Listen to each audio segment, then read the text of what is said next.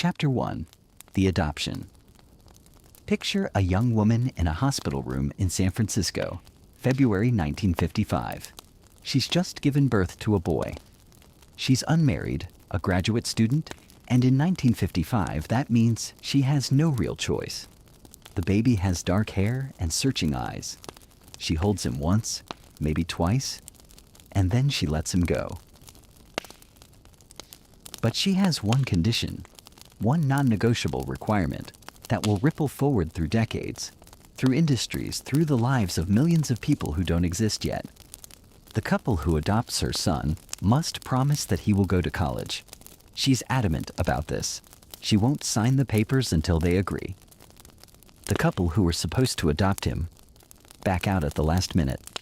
They wanted a girl. So the baby goes to Paul and Clara Jobs, a machinist and an accountant, people who never finished college themselves. When the birth mother finds out, she refuses to sign the adoption papers. For months, the baby exists in legal limbo. Finally, Paul and Clara put it in writing. They promise the boy will go to college. They name him Stephen Paul Jobs. Clara Jobs, by all accounts, is gentle and fiercely devoted. Paul Jobs is a man who works with his hands, who understands the beauty of craft, of doing something right, even when no one will see it. He fixes cars. He builds furniture. He teaches his son that the back of a fence matters as much as the front, even though only you will know. The family moves to Mountain View, California, a town that doesn't know it yet, but is about to become the center of something. The fruit orchards are disappearing. Engineers are moving in. Garages are filling up with electronics instead of cars. Steve grows up feeling different. He knows he's adopted. Paul and Clara tell him early, frame it carefully. You were chosen, they say. You were special. But the message lands with an asterisk. Someone chose him, yes, but someone else chose to give him away. He's bright, restless, difficult. School bores him. He plays pranks. He reads on his own. He asks questions that have no answers. Teachers don't know what to do with him. One teacher, in 4th grade, bribes him with money and candy to do his work. It works. Years later, he'll say she saved him. In middle school, he tells his parents he won't go back. The school is rough, chaotic. Kids carry knives. He delivers an ultimatum. Move, or I'm done with school. Paul and Clara, a machinist and an accountant, scrape together enough money to move to Los Altos, a better neighborhood, better schools. They sacrifice for him. He'll remember this. It will mean something. Los Altos. In the 1960s is a suburban dream with an undercurrent of something stranger. NASA is nearby. Lockheed is hiring thousands. The fathers on the block are engineers, physicists, men who bring home circuit boards and oscilloscopes. The garages here aren't just for cars. They're workshops, laboratories, places where the future gets built on weekends. Steve notices everything. He watches his father work, the precision, the care. He absorbs a philosophy without knowing it. Craftsmanship matters, even in the hidden places, especially in the hidden places. But he's still searching, still feeling like he doesn't quite fit. He's adopted, which means he was chosen, but also unchosen. He's smart, but school feels like a cage. He's American, but he's drawn to Eastern philosophy, to the idea that wanting less might mean having more. He starts spending time with a neighbor, an engineer named Larry Lang. Lang shows him Heath kits, these build-it-yourself electronics that come in pieces. You follow the instructions, solder the components, and suddenly you have a radio, an amplifier, something that works. Steve is mesmerized. This is different from the chaos of people, the unpredictability of relationships. This makes sense. Input, output, cause, effect. If you do it right, it works. Every time. And then, in a moment that will change everything, though neither of them knows it yet, Larry Lang says something. He tells Steve about a kid up the street who's really into electronics. A kid who's a little older, a little weird, who's building his own computer from scratch. His name is Steve Wozniak. But to understand what happens when those two meet, you have to understand what Wozniak was building in his own solitude and why. Chapter 2. The Garage and the Blue Box. Steve Wozniak is 18 when Steve Jobs is 13.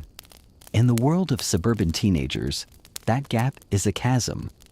But electronics has its own social order. Skill matters more than age. Understanding matters more than popularity. Wozniak is the son of an engineer, a man who works on missile guidance systems at Lockheed.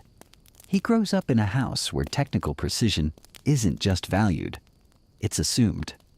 His father teaches him about electronics the way some fathers teach baseball: resistors, capacitors, transistors, truth tables, logic gates. By the time Woz is in middle school, he's designing circuits that would challenge college students. But more than that, Woz loves a good prank. He loves the moment when something impossible happens and everyone's trying to figure out how. He builds a metronome that sounds like a bomb, hides it in a friend's locker, watches the school evacuate. He's not malicious, he's playful. He wants to see the system respond, see where the boundaries are, then hop over them, grinning. When Larry Lang introduces the two Steves in 1968, it's not some mythic moment. They're just two awkward kids who both happen to love electronics, but there's a chemistry. Jobs is charismatic in a way Wozniak isn't. Wozniak is brilliant in a way Jobs isn't. Jobs sees possibilities. Wozniak sees solutions. It's a partnership before either of them has the word for it.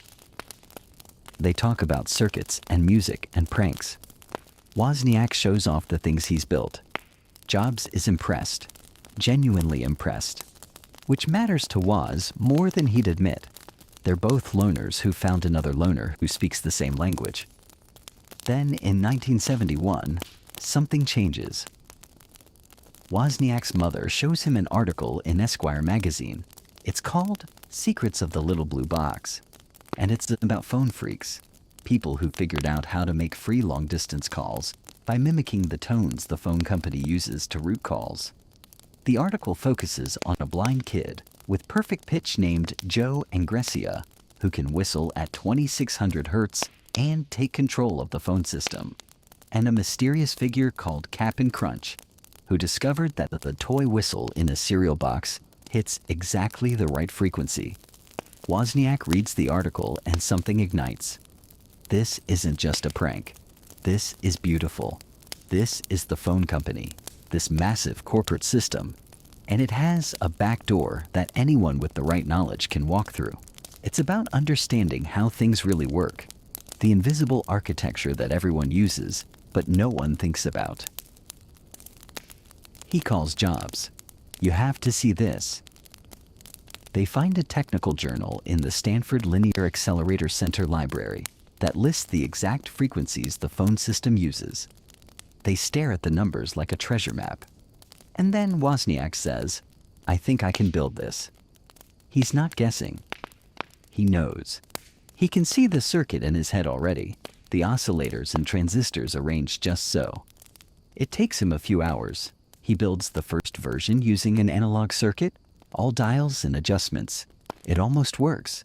The tones are close but not exact. The phone system doesn't respond. But close isn't good enough for Wozniak.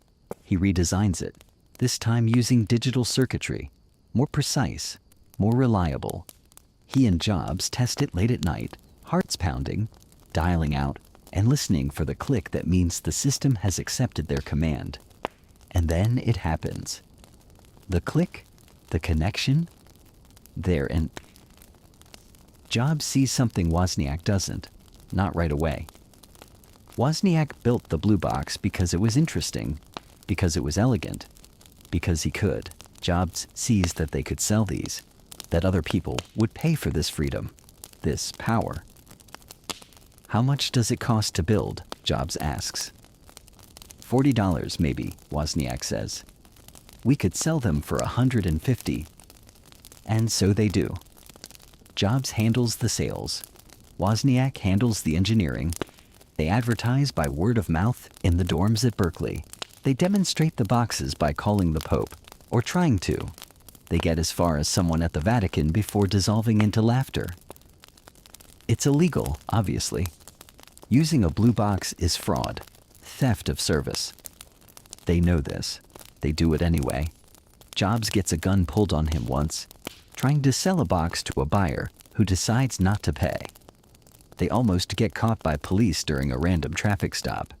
Eventually, they decide the risk isn't worth it. They stop, but the lesson remains. They can build something. They can sell it. They can work together and make something real happen. Years later, Jobs will say it explicitly. If they hadn't built blue boxes, there would have been no Apple. The blue box taught them that they could build something that affected the world, that other people would want, that actually worked. It wasn't theoretical. It wasn't practice. It was real. But in 1971, Apple doesn't exist. The word means nothing except the fruit. Jobs is still in high school, still figuring out who he is, still oscillating between seeking and rejecting, between wanting everything and wanting nothing. He goes to Reed College in Portland because it has a reputation for free thinking, for questioning authority. His parents scraped together their savings. They made a promise after all. But Jobs drops out after one semester. The classes bore him. The structure irritates him. He can't see the point. But he doesn't leave. He stays on campus, sleeping on floors, auditing classes that interest him, returning Coke bottles for money to buy food. He takes a calligraphy class, learning about serif and sans serif fonts, about the spacing between letters, about the tiny details that make text beautiful. It seems useless. It is useless for now. But he files it away. What he doesn't know, as he drifts through Reed, taking only what interests him, is that discipline and obsession are about to collide. And the collision will happen at a company that makes video games, run by a man who's figured out how to make chaos productive. Chapter 3. Atari and India. In 1974, Steve Jobs walks into the lobby of Atari with long hair, bare feet, and a confidence that borders on delusion. He tells the receptionist he won't leave until they give him a job. He has no resume, no formal training, no real credentials except the ability to fix things and an absolute certainty that he belongs there. Atari is the hottest company in Silicon Valley that nobody's parents understand. They make video games, Pong, Tank, Space Race, simple graphics, simple rules, addictive gameplay. The office doesn't look like other companies. There's a hot tub. People wear jeans. The founder, Nolan Bushnell, believes that work should be fun, that creativity thrives in looseness, that engineers do better when they're slightly stoned and definitely happy. Jobs is obnoxious. The engineers complain. He smells, they say, because he's convinced that his fruit-heavy diet means he doesn't need to shower. He insults their work. He tells them their code is garbage. Their designs are wrong. He's 19 years old and has no idea how insufferable he is. But Bushnell sees something. Beneath the arrogance is intensity, focus, someone who cares deeply about whether things are right. Bushnell makes a compromise. Jobs can work the night shift alone when he won't bother anyone. So Jobs works at night, testing games, fixing circuit boards, doing the grunt work that keeps the games running. And when he needs help with something technical, something beyond his skills, he calls Wozniak. Woz still has his day job at Hewlett-Packard, but he'll come by Atari after hours, happy to help, happy to solve puzzles for free, just because they're interesting. Bushnell gives Jobs an assignment. Create a game called Breakout. It's like Pong, but alone. A ball bouncing against a wall of bricks. The challenge is to design it using as few chips as possible. Fewer chips means cheaper to manufacture, higher profit margins. Bushnell offers a bonus. For every chip under a certain number, Jobs gets extra money. Jobs immediately gives the project to Wozniak. He doesn't tell Woz about the bonus. He just says Atari needs it fast, 4 days, and makes it sound urgent and important. Wozniak, brilliant and eager to please, works 4 straight days with almost no sleep. He creates a design that's genius, that uses so few chips it's almost miraculous. Jobs takes it to Atari, collects the payment and the bonus, and gives Wozniak half of what he says the total was. It's a lie. Wozniak won't find out for years. But the design is too clever. Wozniak's breakout is so elegant, so minimal, that when something breaks, no one else at Atari can figure out how to fix it. They end up redesigning it anyway, using more chips, something mere mortals can understand. Jobs saves money. He tells Bushnell he's going to India. He's reading books about enlightenment, about gurus and meditation, and the idea that suffering comes from desire. If you want nothing, you have everything. If you let go, you're free. It sounds like an answer to something he hasn't figured out how to ask. Bushnell agrees to pay for part of the trip if Jobs will stop at Atari's European offices on the way and fix some technical problems. Jobs agrees. In early 1974, he flies to Europe, does the bare minimum for Atari, and continues to India with a Reed college friend named Dan Kotke. India is supposed to change him. He's read the books. He's seeking something, some truth that California doesn't have. He travels to ashrams, meets spiritual teachers, shaves his head, wears traditional clothes. He's looking for a guru who will give him answers. But India is also hot, crowded, overwhelming. People are poor in ways that don't fit into philosophical frameworks. Enlightenment is harder to find than the book suggested. The gurus are human, flawed, sometimes charlatans. One teacher he seeks out has died. Another seems more interested in money than wisdom. Jobs contracts dysentery. He loses weight, he wanders, and slowly something settles in him, though maybe not what he expected. He doesn't find easy answers.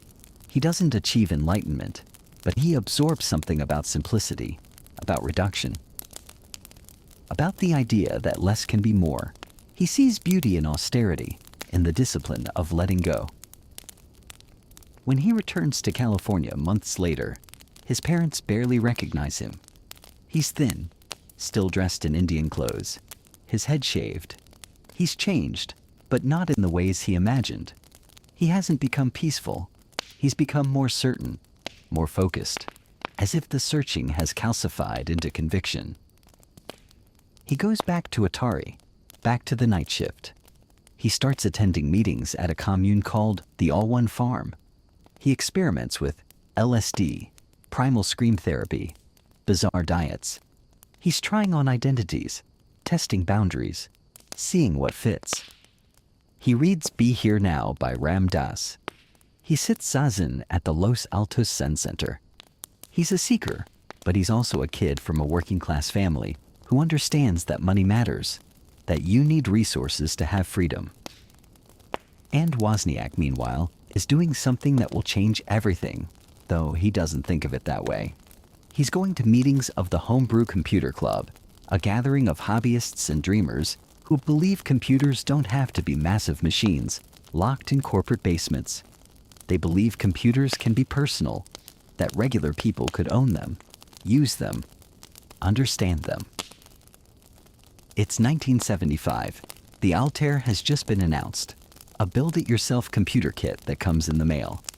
It's primitive, just switches and lights, no keyboard, no screen.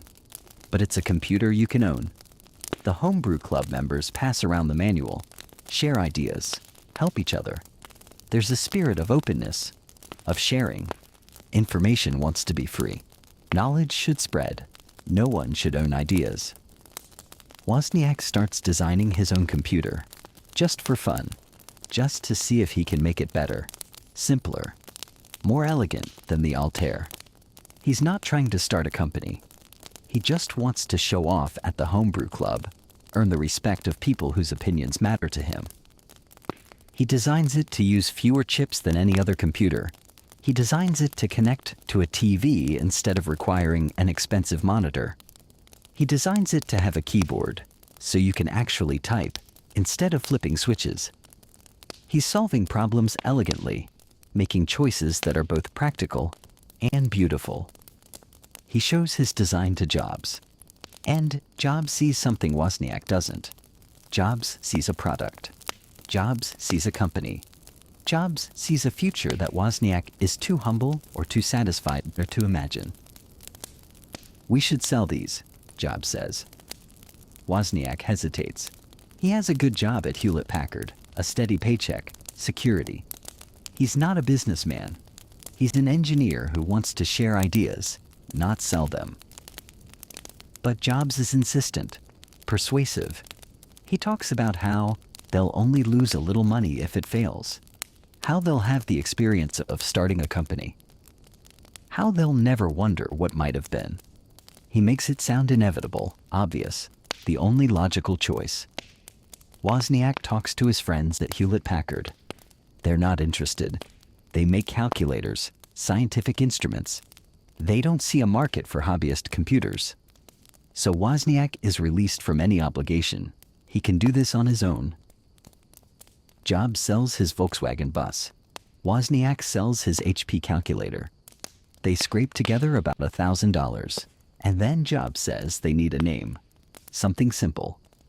Something friendly. Something that doesn't sound like technology. He's been working at the All One Farm, an apple orchard commune. He likes apples. He's on one of his fruit-only diets. The word feels clean, unthreatening. It puts them ahead of Atari in the phone book. Apple computer, Jobs says. It sounds ridiculous. It sounds perfect. On April 1st, 1976, April Fool's Day, they make it official. Two Steves, a garage, and a computer that almost no one knows exists yet. But to understand what happens next, you have to understand what they built in that garage and why it mattered. Chapter 4, The First Apple. The garage is in Los Altos, at Paul and Clara Jobs' house, the house they scraped together money to buy so their adopted son could go to better schools. Paul clears out his workspace. He doesn't complain. His son is building something, and you support your family. That's what you do. The garage is small, cluttered, ordinary. There's nothing mythic about it, except what happens there. Wozniak sits at a workbench, soldering components, testing circuits. Jobs paces, makes phone calls, plans. They're building the Apple I, though calling it that makes it sound more official than it is. It's really just Wozniak's design, refined, made real. The Apple I is a circuit board. That's it. No case, no keyboard, no power supply. You have to add those yourself. But it's a complete computer on a single board, which is more than anyone else has managed. And if you know what you're doing, if you connect it to a keyboard and a TV and provide power, it works. You can write programs. You can play games. You can do something, though exactly what isn't clear yet. Jobs prices it at $666.66. Wozniak likes repeating digits. Jobs thinks it sounds clever. Neither of them knows or cares about the biblical associations. They're not trying to be provocative. They're trying to sell circuit boards. The Homebrew Computer Club is their market. These are hobbyists, engineers, people who understand what they're looking at. Jobs brings the Apple I to a meeting. People are impressed. Wozniak's design is elegant, but they're used to sharing schematics, building things themselves. The idea of buying a pre-assembled board feels almost capitalist, almost contrary to the spirit of the club. Then something happens that changes everything. A man named Paul Terrell approaches Jobs after the meeting. Terrell owns a store called the Byte Shop. one of the first computer stores in the world. He's looking for products to sell. He looks at the Apple I and sees potential, but he doesn't want circuit boards. If you can deliver fully assembled computers, Terrell says, I'll buy 50 of them. Fully assembled. Not kits, not schematics. Complete computers that customers can take home and use. It's a huge difference. It's a completely different challenge. Jobs says yes immediately. He has no idea how they'll do it. They have no money, no manufacturing capability, no employees. But he says yes, because that's what you do when opportunity appears. You say yes and figure it out later. Then, the purchase order from the bike shop is real. Jobs uses it to get credit from suppliers. He borrows money. He convinces Paul and Clara to let him take over the garage completely. He recruits friends to help with assembly. Jobs' sister helps. Dan Kotke, his friend from India, helps. They work long hours, soldering, testing, checking each board. Wozniak still has his job at Hewlett-Packard. He comes home and works in the garage until late, then gets up and does it again. He's running on enthusiasm and caffeine, and the pleasure of seeing his design become real. They build 50 computers in 30 days. Jobs delivers them to the bite shop personally. Terrell pays. Apple Computer has revenue. They're not just hobbyists anymore. They're a business. Barely, but a business. Jobs wants more. He always wants more. The Apple Y is successful in the small world of hobbyists, but that's a tiny market. Jobs sees something bigger. He sees computers in homes, in schools, accessible to people who don't know how to solder, who don't want to read schematics.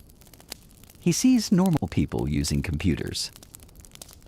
Wozniak is already designing the Apple II. It's not just an improvement, it's a reimagining. The Apple II will have color graphics. It will have sound. It will have expansion slots so people can add capabilities. It will come in a case, a beautiful case, something you could put on a desk without embarrassment. It will look like it belongs in a home. Jobs obsesses over the case. It should be plastic, injection molded, smooth. It should be beige, neutral, unthreatening. The vents should be subtle. Every detail matters. This isn't just a computer. This is a product, something with aesthetic intention. They need money to build the Apple II properly. Jobs approaches investors. He's 21 years old, barefoot, wearing jeans. He's passionate and abrasive, and absolutely convinced he's right. Most people turn him away. But then he meets Mike Markkula. Markkula is a former Intel executive who retired wealthy in his 30s. He's bored. He's looking for something interesting. He meets with Jobs and Wozniak, sees the Apple II prototype, and recognizes something real. Markkula invests his own money and helps Apple get a line of credit. He brings business discipline, a formal business plan, connections. He becomes the third partner, the adult supervision that turns a garage operation into an actual company. In January 1977, Apple Computer incorporates. They move out of the garage into a real office. They hire engineers, salespeople. They prepare to launch the Apple II. The Apple II debuts in April 1977 at the West Coast Computer Fair. It's displayed on a custom-lit podium like a sculpture. Jobs insists on the presentation, the theater of it. People gather. They stare at the color graphics, the polished case. It looks like the future, not like something built in a garage. Other computers at the fair are kits, bare boards, things that require expertise and patience. The Apple II is complete. You take it home, plug it in, turn it on, and it works. There's a built-in keyboard. It connects to a regular TV. You can start programming immediately. The price is $1,298. Expensive for 1977. A month's rent in many places. But people buy it. Schools buy it. Businesses buy it. Enthusiasts buy it. And then a software engineer named Dan Bricklin creates a program called VisiCalc, a spreadsheet for the Apple II. And suddenly the computer isn't just for hobbyists. It's for accountants, small business owners, anyone who works with numbers. VisiCalc becomes what they'll later call a killer app, a program so useful that people buy the hardware just to run the software. Apple II sales explode. The company grows. Money flows in. Jobs and Wozniak, two kids who built circuit boards in a garage, are suddenly millionaires on paper. But success changes things. The company grows too fast. They hire people Jobs doesn't choose, people Markkula brings in. There are meetings, procedures, hierarchies. Apple is becoming corporate, structured. Jobs hates it and drives it at the same time. He wants Apple to be different, revolutionary, counterculture. But he also wants it to succeed, to grow, to matter. And there's something else happening, something personal that Jobs can't control or design away. A woman named Chris Ann Brennan, his on and off girlfriend from high school, is pregnant. She says the baby is his. Jobs denies it, refuses to believe it, refuses to accept responsibility. In May 1978, she gives birth to a daughter. She names the baby Lisa. Jobs will deny paternity for years. He'll claim he's sterile, that it's impossible. But the truth is more complicated, more painful. He's terrified of being a father. He's terrified of responsibility. He's terrified, maybe, of becoming someone who abandons his child, even though that's exactly what he's doing. The baby is named Lisa, and later, when Apple starts a new computer project, when they need a name, Jobs will choose that name. He'll say it stands for Local Integrated Systems Architecture. Everyone will know that's not why he chose it. But that comes later. For now, in 1978, Apple is growing. The Apple II is a phenomenon. Jobs is 23 years old and has everything except the ability to face what he's running from. Chapter 5, The Lisa Project.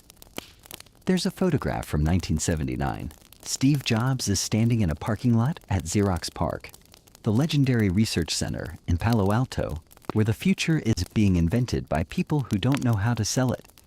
He's wearing jeans and a button-down shirt. He's about to see something that will change everything he thinks a computer can be. Xerox PARC is where the smartest people in computing gather to imagine things that won't exist for decades. They've invented the laser printer, Ethernet networking, object-oriented programming, and they've invented something else, something they demonstrate in a beige room to a small group that includes Jobs and a few Apple engineers. It's called the Alto. It's a computer with a graphical user interface. Instead of typing commands in green text on a black screen, you use a mouse to point at little pictures, icons on the screen. You click to open folders. You drag documents from one place to another. There are windows that overlap, menus that drop down. It's intuitive in a way computers have never been. Jobs watches the demonstration, and something ignites. He's practically jumping up and down. "Why aren't you doing anything with this?" he asks. This is incredible. This is revolutionary. The Xerox engineers shrug. They're researchers. They build prototypes, explore ideas. The Alto costs tens of thousands of dollars to manufacture. It's not practical. It's not a product. But Jobs sees it differently. He sees that the graphical user interface makes computers accessible to people who don't want to learn commands, who don't want to read manuals. He sees that this is what comes next. Xerox gets Apple stock in exchange for the demonstrations. Later, people will call it one of the worst deals in business history. Xerox had the future sitting in their research lab, and they essentially gave it away to a competitor. But that's not quite fair. Xerox had ideas. Jobs sees products. He sees what to do with the ideas. Apple is already working on a new computer, a business machine for professionals. It's called the Lisa, and now Jobs knows exactly what it should be. It should have a graphical user interface. It should have a mouse. It should make computing feel natural, obvious, almost invisible. He takes over the Lisa project. He's relentless, demanding, impossible. He pushes the engineers to make it simpler, more elegant. He rejects designs over and over. The curves aren't right. The icons aren't clear. The mouse doesn't feel good. He can't always articulate what he wants, but he knows what he doesn't want, and he's willing to say no 100 times to get one yes. The engineers resent him. He's not doing the technical work. He doesn't write code or design circuits, but he has opinions about everything and the authority to enforce them. He'll walk into a meeting and declare someone's months of work garbage. He divides the world into genius and shit. There's no middle ground. And the name. The Lisa. Everyone knows why it's called that, even though Jobs denies it. His daughter is 3 years old now. He's finally admitted paternity, though he fought it through legal channels first. Took a DNA test that showed a 94.4% probability he was the father. He pays court-ordered child support, but barely sees her. Chrisanne and Lisa live in a small house. Jobs has millions on paper and argues about payments. When people ask about the computer's name, Jobs gives them the acronym, Local Integrated Systems Architecture. It's technically true. They did create that backronym. But everyone knows. The computer is named Lisa because the daughter is named Lisa, and naming the computer is a way of acknowledging something he can't acknowledge directly. He pours himself into the Lisa project. Everything he can't give to the actual child, he gives to the machine. It has to be perfect.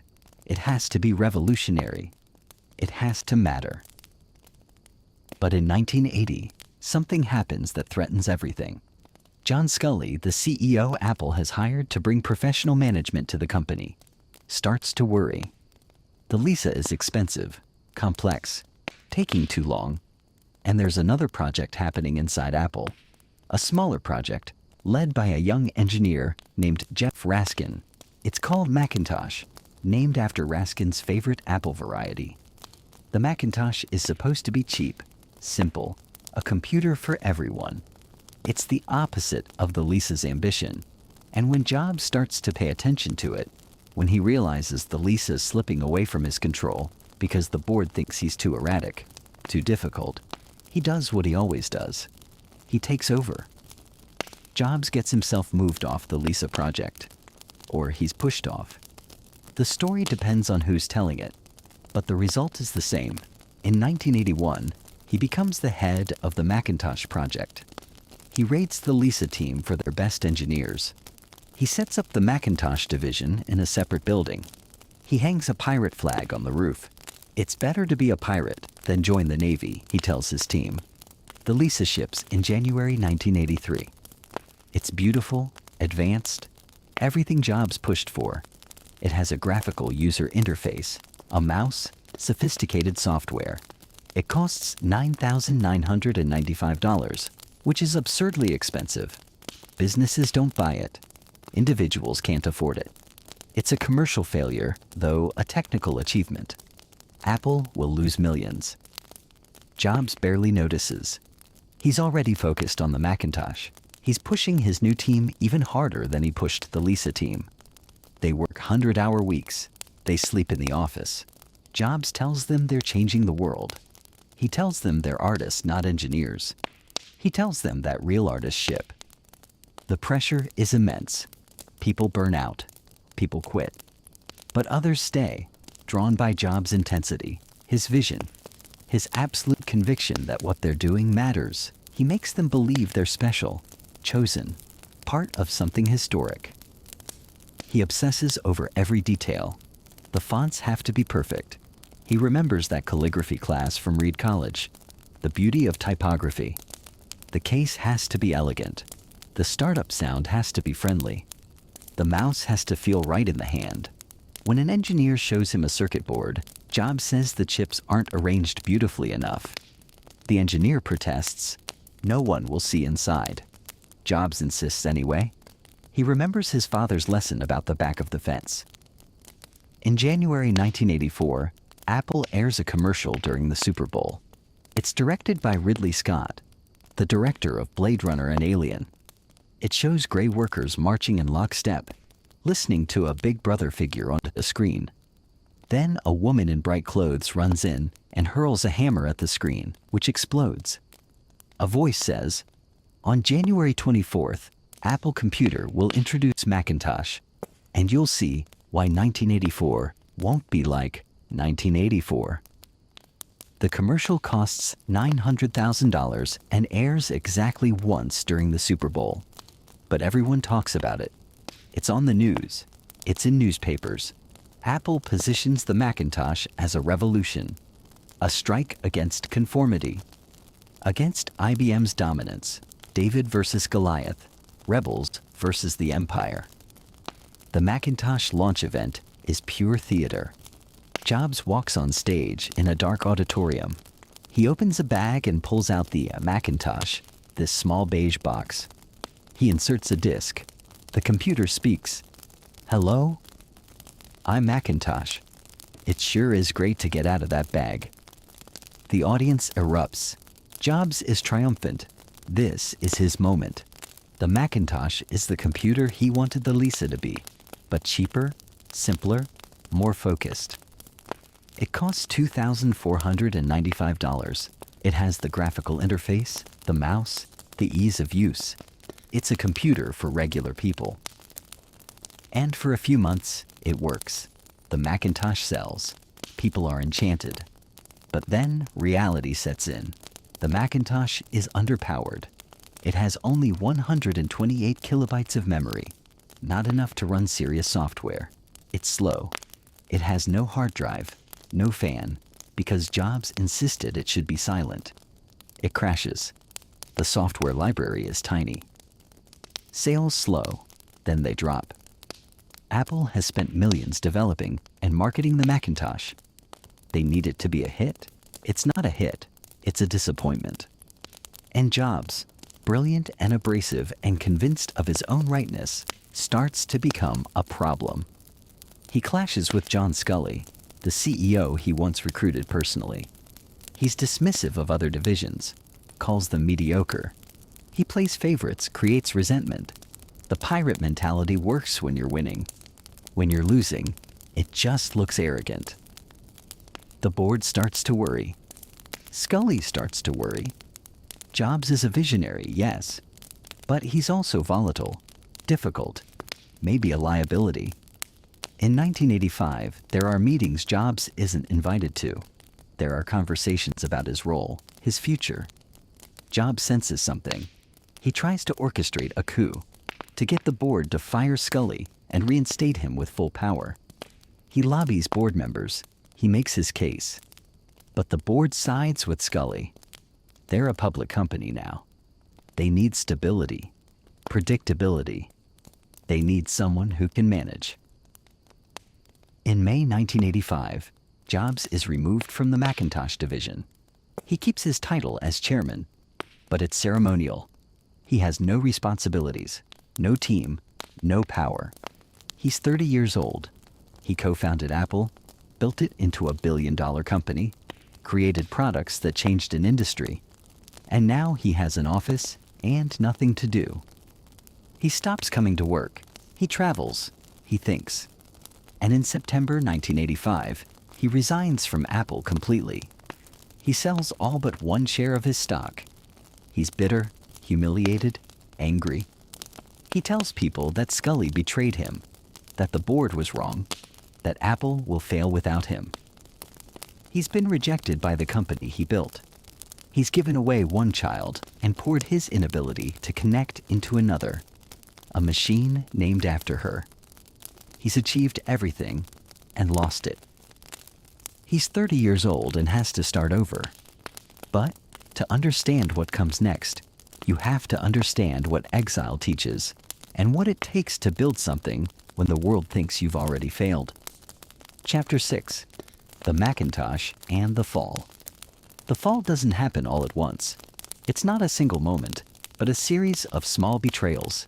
misunderstandings, and decisions that accumulate until there's no path back. In early 1985, Apple is struggling. The Macintosh isn't selling enough. The company is losing money. John Sculley, the CEO Jobs personally recruited from Pepsi, with the famous line, "Do you want to sell sugar water for the rest of your life? Or do you want to come with me and change the world?" is now questioning whether Jobs can lead. The relationship between Jobs and Sculley has curdled. They started as mutual admirers. Sculley was the marketing genius from the East Coast, sophisticated and polished. Jobs was the visionary founder, intense and uncompromising. Each saw in the other what they lacked, but admiration is fragile when money is being lost and decisions need to be made. Jobs is difficult in ways that work when the company is succeeding, but become intolerable when it's struggling. He tells people their work is shit to their faces. He cries in meetings. He plays favorites ruthlessly. The Macintosh team is good. Everyone else is mediocre. He says this openly. The company has thousands of employees, and Jobs has just declared most of them worthless. The Apple II is still selling. It's the product that makes money, that keeps the company alive. But Jobs is dismissive of it. It's old technology, boring beneath him.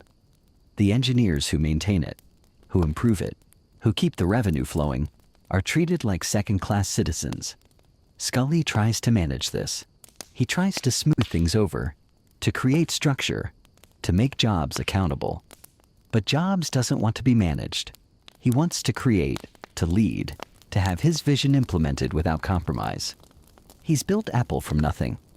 Why should he report to someone who's never built anything, who comes from soft drinks? In March 1985, Sculley proposes reorganizing the company. He wants to remove Jobs from day-to-day operations of the Macintosh division. Jobs would keep his title as chairman, but lose his team, his product, his power. It's a coup disguised as management restructuring. Jobs fights back. He tries to convince the board to fire Sculley instead. He lobbies board members individually, makes his case. He's passionate, convincing, desperate. But the board has to choose between the founder and the CEO, between vision and stability, between genius and management.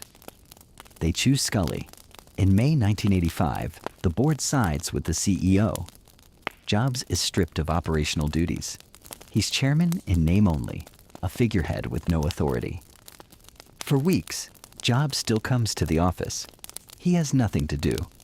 He wanders. He talks to people. But there's no role for him, no project, no team. He's a ghost in the company he created. By summer, he stops coming in regularly. He travels to Europe, to Russia. He thinks about what comes next. In September, he resigns. The press release is formal, brief. Jobs is leaving to start a new company. He'll focus on higher education. Apple wishes him well. The stock price goes up when the news breaks. The market is relieved. The volatile founder is gone. The company can move forward.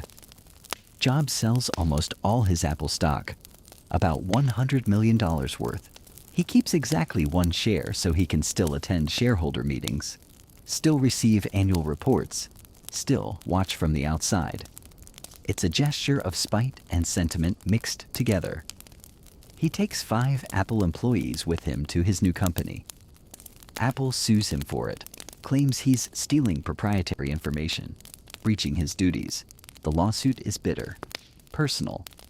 The company Jobs built is now trying to destroy the company he's trying to build. Eventually they settle, but the wound remains. Jobs calls his new company Next. The name is aspirational, forward-looking. It's also a rejection. Apple is the past.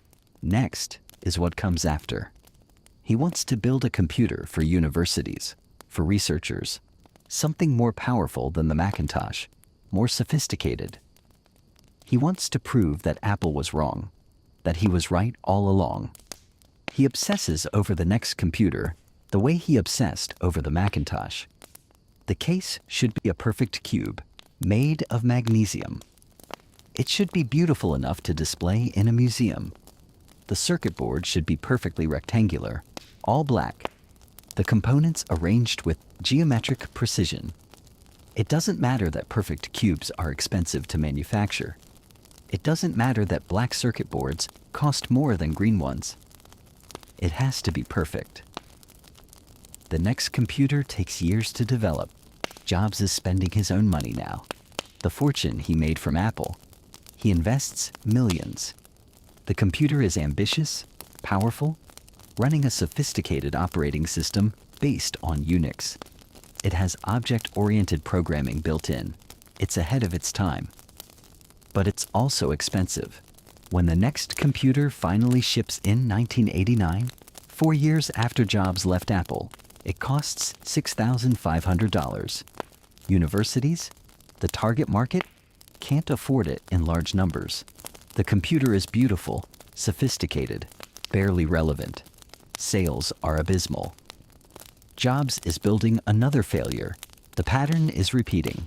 Expensive products, too advanced, too perfect, too expensive for the market to bear. He's brilliant at vision, but struggling with practicality. He knows what the future should look like, but can't quite reach it. And there's something else happening during these wilderness years. Something that will turn out to matter more than next. In 1986, Jobs buys a small computer graphics division from Lucasfilm for $10 million. George Lucas is going through a divorce and needs cash. The division makes computer graphics hardware and software, tools for animation studios and special effects houses. Jobs doesn't buy it because he loves animation. He buys it because he thinks they can sell expensive computers to graphics professionals. It's a business decision, a way to diversify, a hedge against next failing. The division is called Pixar. It has about 40 employees, most of them technical people, engineers and software developers. But it also has a few animators, people who make short films to demonstrate what the technology can do. One of them is a guy named John Lasseter, who was fired from Disney for pushing too hard for computer animation. Pixar keeps losing money. Jobs keeps investing, keeps writing checks. He's in too deep to quit, but not convinced it will work. The hardware doesn't sell well. The software is niche. The only thing people really respond to is the short films Lasseter and the animators make. They're charming, funny, emotionally resonant in ways that 30 seconds of animation shouldn't be. In 1986, Lasseter makes a short film called Luxo Jr. about 2 desk lamps, a parent and child playing with a ball. It's less than 3 minutes long. It's entirely computer generated. And it's beautiful, genuinely moving. People see it and feel something. 2 lamps, no dialogue, pure visual storytelling. The film gets nominated for an Academy Award. Pixar, this failing hardware company that Jobs regrets buying, suddenly has credibility in Hollywood. But Jobs doesn't see it yet. He's still focused on next, on proving Apple wrong, on building the future of computing. By 1990, Jobs has spent 5 years in exile. Next is struggling. Pixar is bleeding money. He's lost most of his Apple fortune, keeping both companies alive. He's not the golden boy anymore. He's a cautionary tale. A founder who couldn't adapt, who let his ego destroy what he built. Magazines write about his failures. Analysts question his judgment. Apple is doing fine without him, people say. Maybe he wasn't that important after all. Maybe the Macintosh would have happened anyway. Maybe he was just lucky the first time. Jobs is 40 years old in 1995. He's been in exile for a decade. He's married now, to a woman named Lorraine Powell, someone he met at Stanford. They have children. He's trying to be a better father this time, though the trying is visible, effortful. He's reconciling with Lisa slowly, awkwardly, bringing her into his new family in fits and starts. And then something happens that no one expects. Pixar, the company Jobs bought as an afterthought, the company that's lost money for 9 years straight, releases a film. It's the first entirely computer-animated feature film ever made. It's called Toy Story. Toy Story opens in November 1995 and becomes a phenomenon. It makes $373 million worldwide. Critics love it. Children love it. Adults cry at the ending. It's not just a technical achievement. It's art, storytelling, emotion rendered in pixels. Pixar takes the company public a week after Toy Story opens. Jobs' stake becomes worth over $1 billion. He's suddenly wealthier than he ever was at Apple. The same week Toy Story opens, something else happens. Microsoft releases Windows 95, and the personal computer revolution that Jobs started with the Macintosh becomes mainstream. But Apple is struggling now. The company Jobs left is losing money, losing market share, adrift. They've tried everything. New products, new strategies, new CEOs. Nothing works. And in one of those strange reversals that seems inevitable only in hindsight, Apple realizes they need a new operating system. The one they've been building for years isn't working. They need to buy something, fast, or the company won't survive. They evaluate options. They consider Next's operating system, the sophisticated Unix-based system Jobs has been building for a decade. In December 1996, Apple announces they're acquiring Next for $429 million. Jobs is coming back to Apple, not as CEO, just as an advisor. The prodigal son returns, but quietly, without power, without promises. No one knows it yet, but everything is about to change. The exile is ending. The wilderness years are over. Jobs is about to get the rarest of chances, the opportunity to save the company that rejected him, to prove that the future he saw was real all along. But that salvation won't come easily, and it will require killing almost everything Apple has become in order to find what it was supposed to be. Chapter 7, Next and Pixar, The Wilderness Years. There's a photograph from 1988. Steve Jobs is standing next to a perfect black cube. The cube is the Next computer, and it sits on a white pedestal like sculpture in a gallery. Jobs is wearing a black turtleneck. His arms are crossed. He looks confident, vindicated, like someone who's about to prove everyone wrong.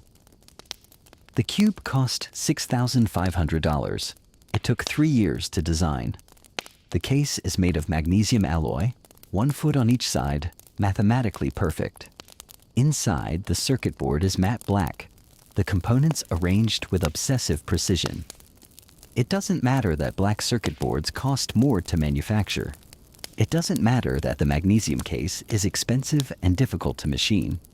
Jobs wanted perfection, so that's what they built. The Next computer is powerful. It runs a Unix-based operating system with object-oriented programming built into its core.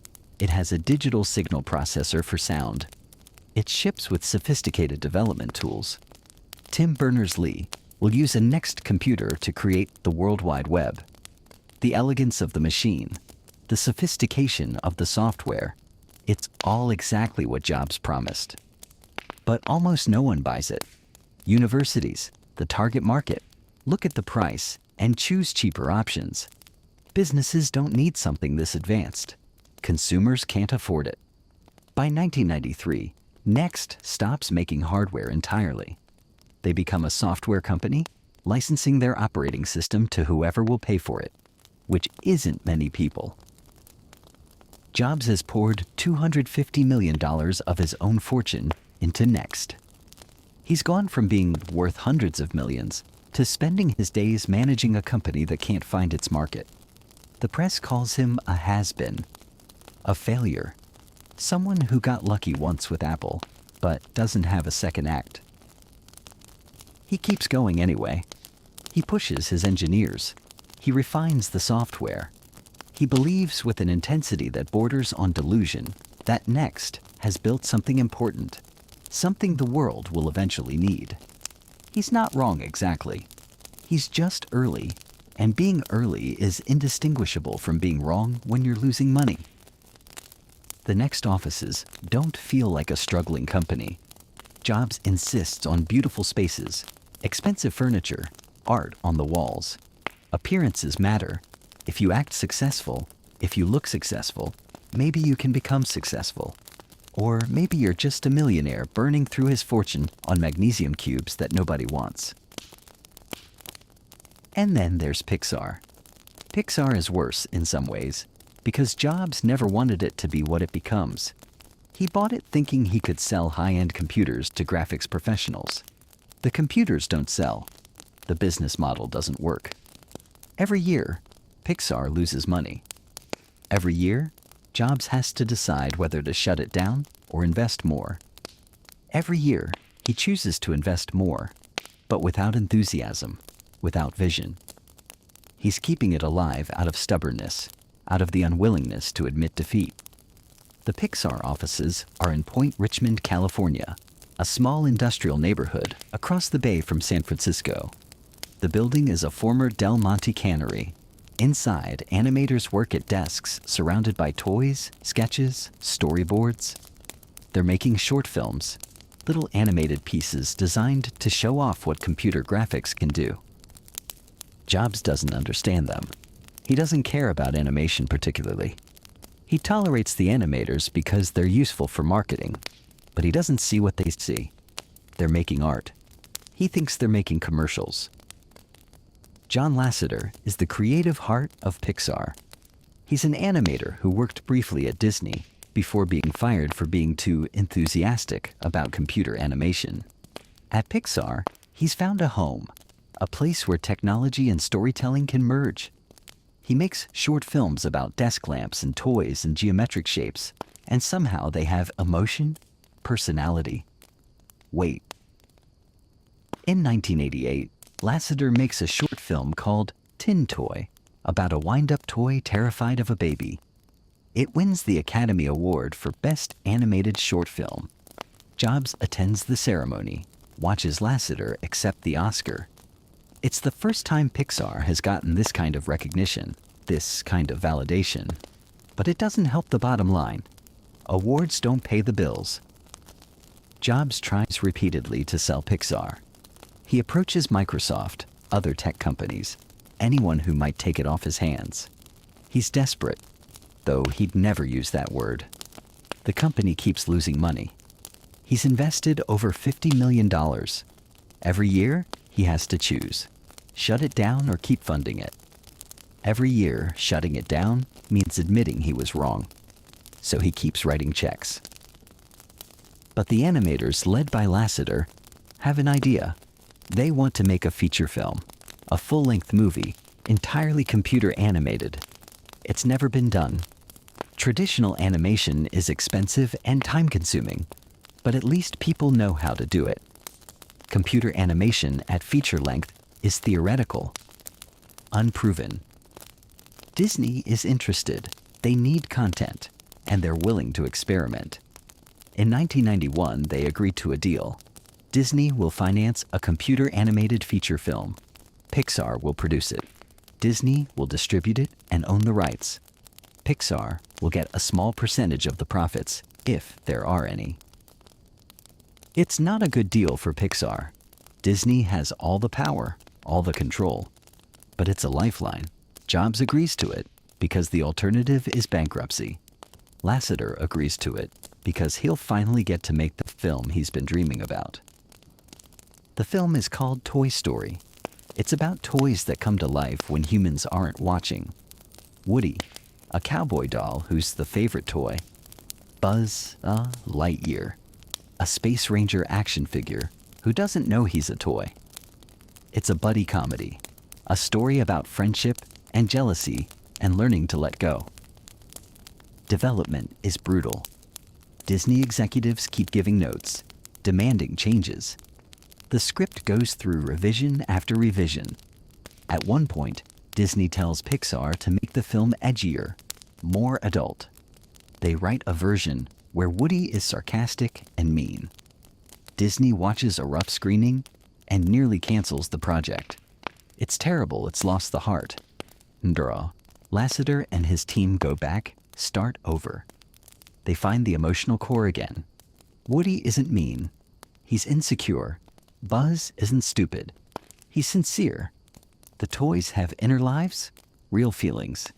The story is about growing up, about change, about accepting that nothing stays the same.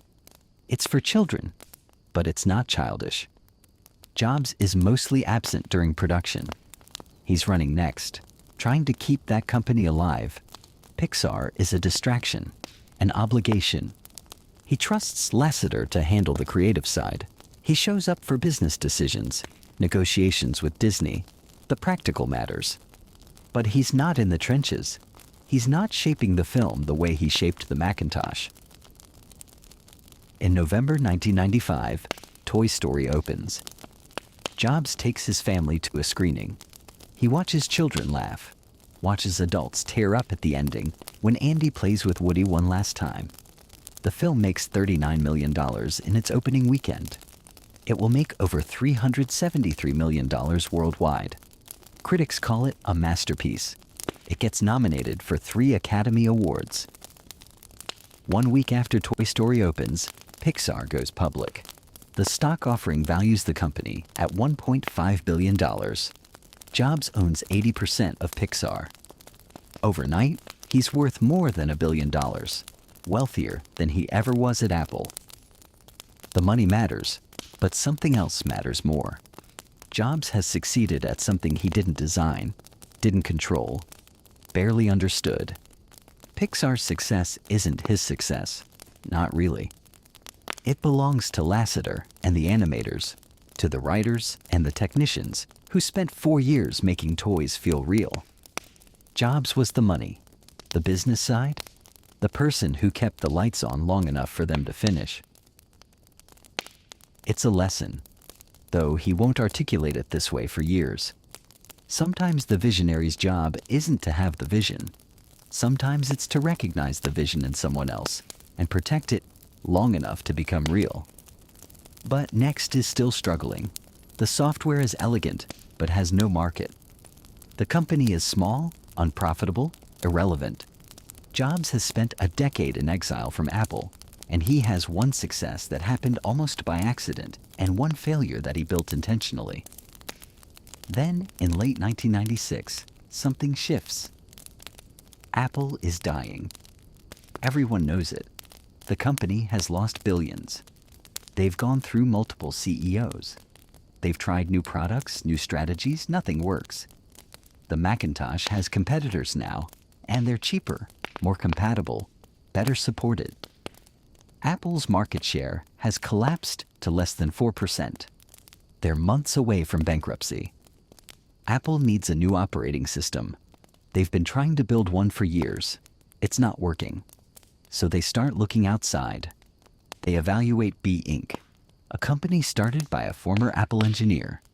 They evaluate Sun Microsystems, and they evaluate Next. Next has exactly what Apple needs: a modern, Unix-based operating system that's stable and sophisticated. It doesn't matter that almost no one uses it. Apple needs technology, not market share. They need something that works. The negotiations happen quickly. In December 1996, Apple announces they're buying Next for $429 million. Jobs is coming back to Apple as an advisor. Not CEO, not in charge, just an advisor, helping with the transition, lending his expertise. The press treats it as curiosity, not salvation. Jobs is damaged goods. He built Next, and it failed. Yes, Pixar succeeded, but that was animation, a different world. Can he really help Apple? Should Apple even want him back? What no one realizes, not yet, is that Apple isn't buying Next. They're buying Jobs. They're bringing back the only person who ever really understood what Apple was supposed to be. But Jobs isn't the same person who left in 1985. He's older, quieter in some ways, louder in others. He's been humbled by failure and vindicated by Pixar. He's learned patience, though he'd still reject that characterization. He's learned that sometimes you have to wait, invest, believe in something even when the numbers don't justify it. He's about to get the rarest thing in business or in life, a second chance. Chapter 8, The Return. When Steve Jobs walks back into Apple in early 1997, the company is dying, not struggling, not having a difficult quarter. Dying. Apple has 90 days of cash left. 90 days until bankruptcy, until liquidation, until the end. The campus in Cupertino feels like a wake. Employees are updating their resumes, networking, preparing for what comes next. The stock is trading at around $4 per share, down from over $70 a few years earlier. Michael Dell, the CEO of Dell Computer, is asked what he'd do if he ran Apple. "I'd shut it down and give the money back to the shareholders," he says. Jobs is officially just an advisor. Gil Amelio is still CEO, the man who bought Next, who brought Jobs back. But Amelio is overwhelmed, ineffective. The board knows it. Jobs knows it. Everyone knows it. In July 1997, the board asks Amelio to resign. They ask Jobs to take over, at least temporarily. Jobs agrees, but he won't take the CEO title. He calls himself interim CEO, or ICEO. He won't commit. He wants flexibility, the ability to leave if this doesn't work. Or maybe he doesn't want the humiliation of failing again if Apple can't be saved. His first action is brutal. He looks at Apple's product line. There are dozens of products, multiple desktop computers, multiple laptops, different models for consumers, for professionals, for education, for every conceivable market segment. The product line is a maze. Even Apple employees can't explain which computer is for whom. Jobs draws a simple grid on a whiteboard. 4 boxes, 2 columns, consumer and professional. 2 rows, desktop and portable. 4 products. That's all Apple will make. Everything else gets killed. Entire product lines, projects that engineers have worked on for years, designs that are almost ready to ship, all canceled. Jobs doesn't apologize. He doesn't explain gently. He says most of Apple's products are garbage, and garbage doesn't deserve to exist. Thousands of people get laid off, about 1/3 of Apple's workforce. Jobs cuts deep, faster than anyone expected. It's ruthless and necessary and traumatic. People who've dedicated years to Apple find themselves suddenly unemployed. But something else happens. The people who remain, the ones who survive the cuts, they start to believe. Jobs has clarity. He has a plan. It's harsh and painful, but it's a plan. For the first time in years, Apple has direction. Jobs kills the Newton, Apple's handheld computer that was supposed to revolutionize personal computing, but was clunky and expensive and years too early. He kills the Copeland operating system, the ambitious project that was supposed to replace the Macintosh OS but has been in development for years without shipping. He cuts deals with other companies, renegotiates contracts, stops projects that are draining money. And then he does something that shocks everyone. In August 1997, at Macworld Boston, Jobs announces that Microsoft will invest $150 million in Apple. Microsoft, the enemy. The company that supposedly stole Apple's ideas and dominates the market with inferior products. Bill Gates' face appears on a giant screen behind Jobs. The crowd boos. Jobs tells them to stop. The optics are terrible. Apple taking money from Microsoft feels like surrender. But the money isn't what matters. The partnership is symbolic. It says Apple isn't going out of business. Microsoft needs Apple to exist, so they can't be accused of being a monopoly. Apple needs Microsoft to commit to making Office for the Macintosh. Both companies need each other, even if neither wants to admit it. Jobs is focused on one thing: survival, not revolution yet, not changing the world, just living long enough to have a chance. He greenlights a project that's been in development, an all-in-one desktop computer aimed at consumers. It's called the iMac. Johnny Ive, a young British designer who's been at Apple for a few years and was about to quit before Jobs returned, has designed something unusual. The computer is translucent blue. You can see through the case. It's rounded, friendly, completely unlike the beige boxes that dominate offices and homes. Jobs loves it.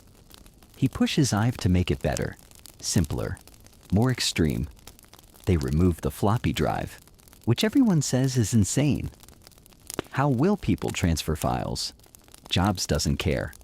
Floppy drives are old technology. The future is about networks, about the internet. If removing the floppy drive pushes people forward, good. The iMac ships in August 1998. It comes in one color, Bondi Blue, named after the beach in Australia. It costs $1,299. The marketing campaign is simple. Think different. The computer itself is anything but simple to manufacture, but to use, it's almost childishly easy. You take it out of the box, plug in 2 cords, power and internet, and you're online. That's it. People buy it. Not just Apple loyalists, regular people. People who've never owned a computer. People who've been using Windows machines and are curious. The iMac becomes the fastest-selling computer in Apple's history. By the end of 1998, Apple returns to profitability. Jobs drops the interim from his title. He's CEO now, officially, though he still won't take a salary. He accepts $1 per year and stock options. He doesn't need the money. He's a billionaire from Pixar. He needs the control, the authority, the ability to execute his vision without compromise. He looks at Apple's culture and sees complacency, mediocrity, too many people who've been coasting. He brings back the intensities, the perfectionism, the demand for excellence that defined early Apple. He institutes a tradition. Every Monday morning, the executive team meets to review everything. Products, marketing, operations. Nothing is off limits. Debates are fierce. Jobs yells, cajoles, inspires, humiliates, depending on what he thinks will work. People who can't handle it, leave. People who thrive on it, stay. Apple becomes a place where the standard is excellence, and anything less gets rejected. It's brutal. It's effective. The company starts moving faster, deciding faster, shipping products that feel coherent, intentional. Jobs knows the iMac bought them time, but it's not enough. Apple still has less than 5% market share in computers. They're a niche player, profitable now, but not growing significantly. The PC market is mature, competitive, dominated by companies with bigger resources and better distribution. So Jobs starts thinking about what comes next. Not just better computers, something new. He's watching music, watching how people are starting to download MP3 files illegally from Napster and other services. The record industry is panicking, but Jobs sees an opportunity. People want to carry music with them. The Walkman proved that. CDs are too big. Skip when you move. MP3 players exist, but they're terrible. Complicated interfaces, limited capacity, ugly designs.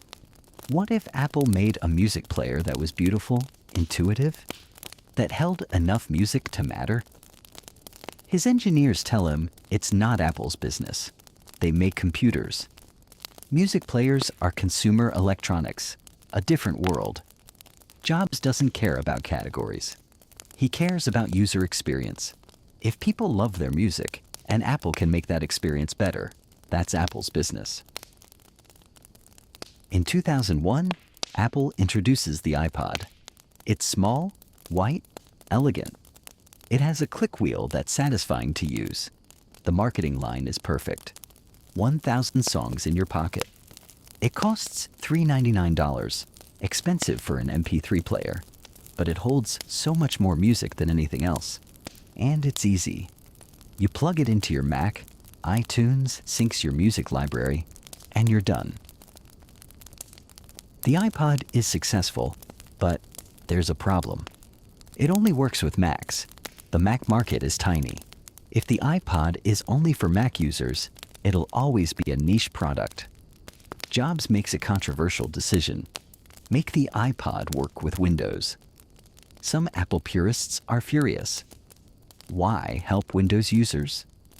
Why give them access to Apple's best products? Jobs understands something they don't. The iPod can be a gateway.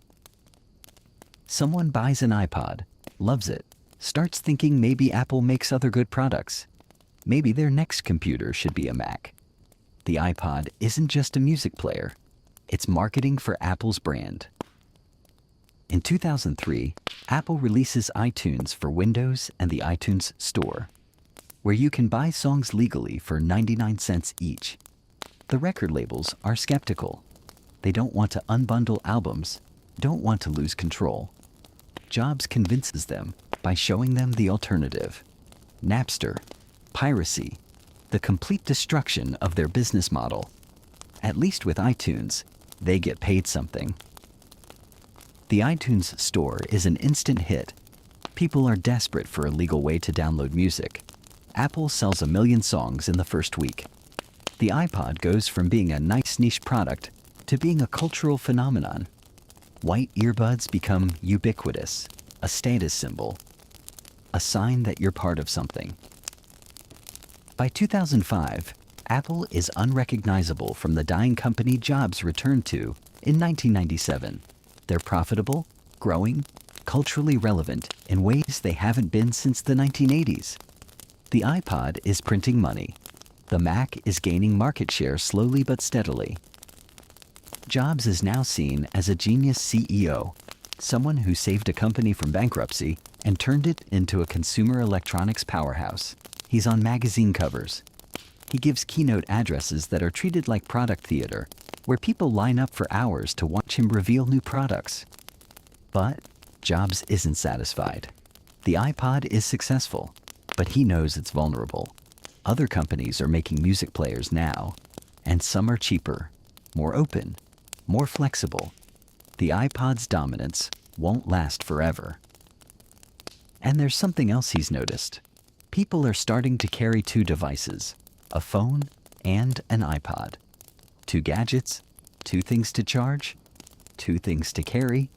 What if you could combine them? What if you could make a phone that was also an iPod, that had a beautiful screen and a great interface?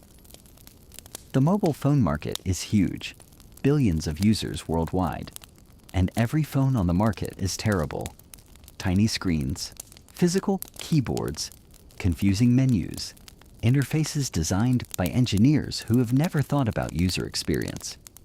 Jobs looks at the market and sees the same opportunity he saw with computers in the 1970s. A market full of bad products, waiting for someone to show them what good looks like.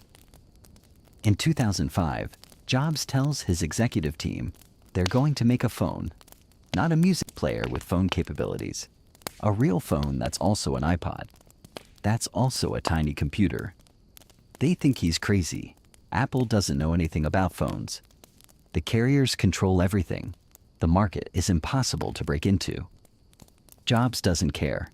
He sees the future, and the future is a computer in your pocket that doesn't look like a computer. The iPhone project begins in secret. Almost no one at Apple knows it's happening. And when it launches, when Jobs walks on stage and shows the world what a phone it can be, everything will change one more time. But that revelation, that moment when the world shifts again, is still ahead. Chapter 9. Think Different. There's a moment in 1997, just after Jobs returns to Apple, when he gathers the company for a presentation. The room is tense. People have been laid off. Product lines have been killed. No one knows if Apple will survive the next quarter, let alone the next year. Jobs clicks to a slide. It shows 2 words: think different. Not think differently, which would be grammatically correct.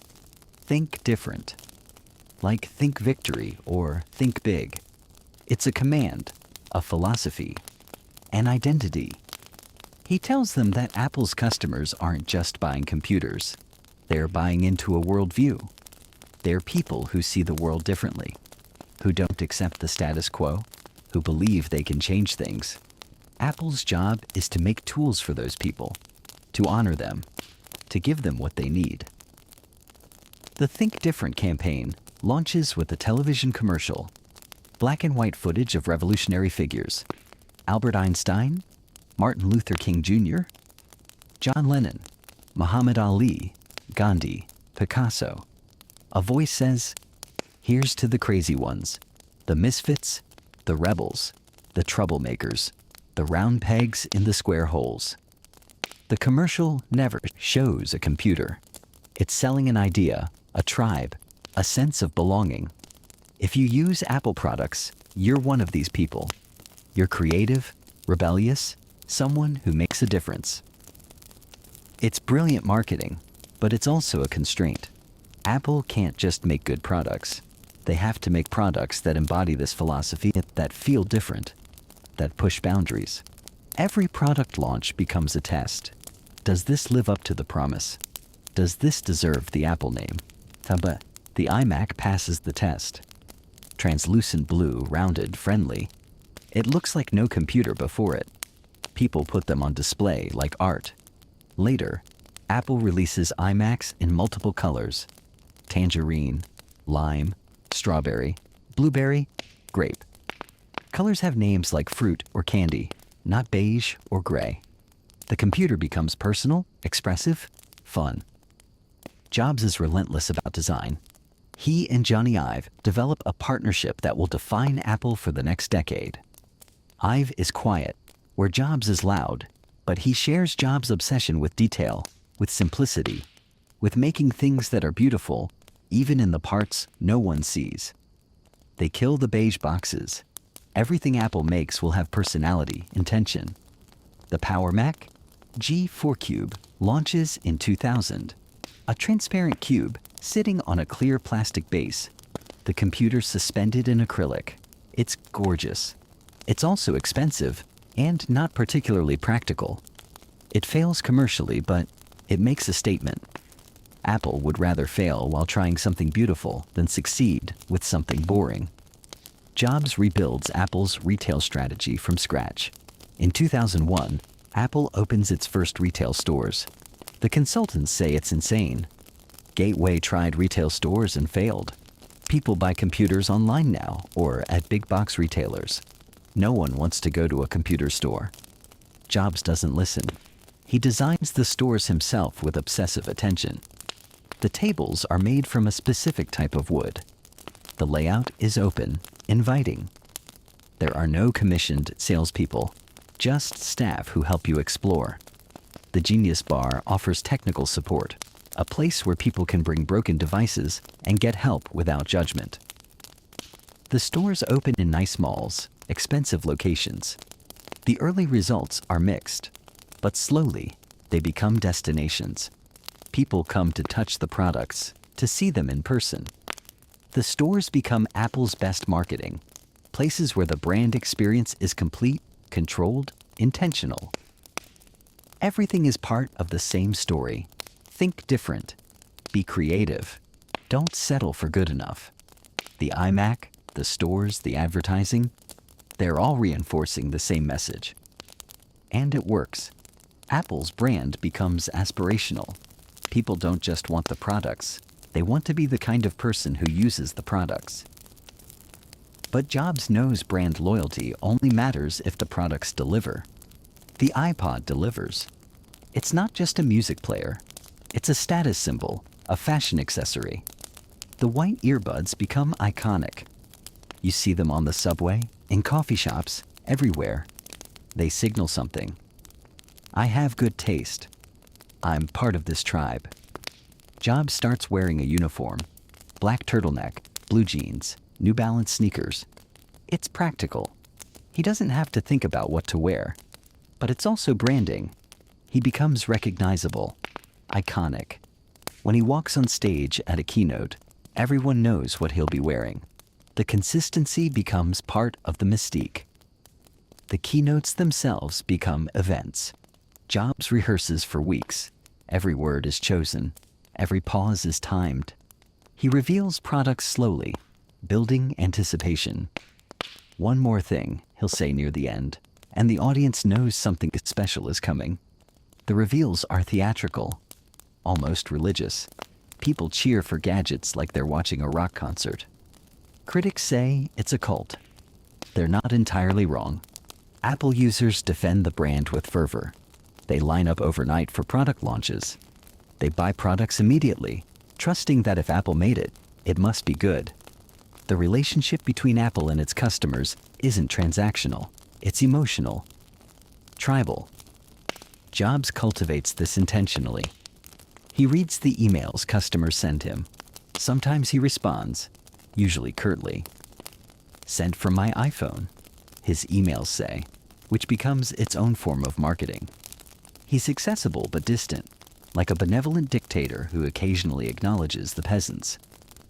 Inside Apple, the culture is intense. Jobs institutes a level of secrecy that's unusual even for tech companies. Products are developed behind locked doors. Employees sign NDAs that threaten legal destruction if they leak. People work on components without knowing what they're for. The paranoia is exhausting, but it means product launches are genuine surprises, genuine events. Jobs also brings back focus in another way. Apple will only make a few products, but those products will be great, not good. Great. Every detail matters. The packaging matters. The sound a laptop makes when you open it matters. The feel of the buttons matters. Johnny Ive tells a story about designing the iPhone.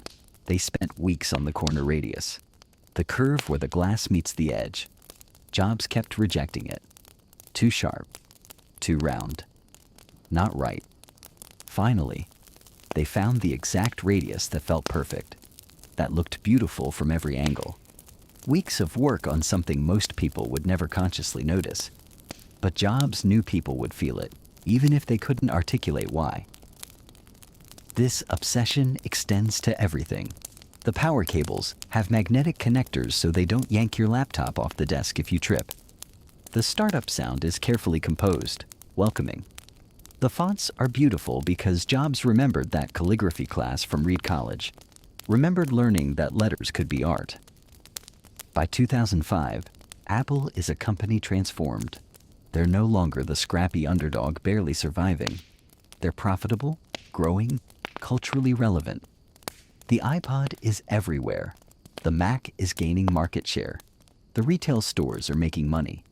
The stock price has gone from $4 when Jobs returned to over $50. But Jobs is already thinking ahead. The iPod is dominant, but phones are becoming more capable. Motorola releases the ROKR, a phone that plays iTunes music. It's terrible. Slow, limited capacity, confusing. But it shows that phones and music will converge. If Apple doesn't make that convergence happen, someone else will, and the iPod will become obsolete. Jobs assigns 2 teams to explore the future. One team is working on making the Mac OS work on a tablet device, something you could hold and touch. The other team is working on shrinking the iPod into a phone. Both projects are ambitious, maybe impossible.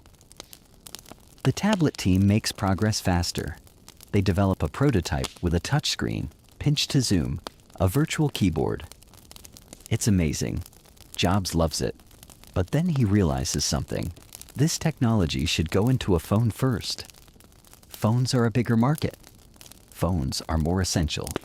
People will tolerate limitations in a phone they wouldn't accept in a tablet. He makes the call. The tablet project becomes the phone project. Everything they've learned about touch interfaces, about virtual keyboards, about making technology disappear, it's all going into a phone. The goal is absurd. They need to create a mobile operating system. They need to convince carriers to let them control the hardware and software completely, which no carrier has ever allowed.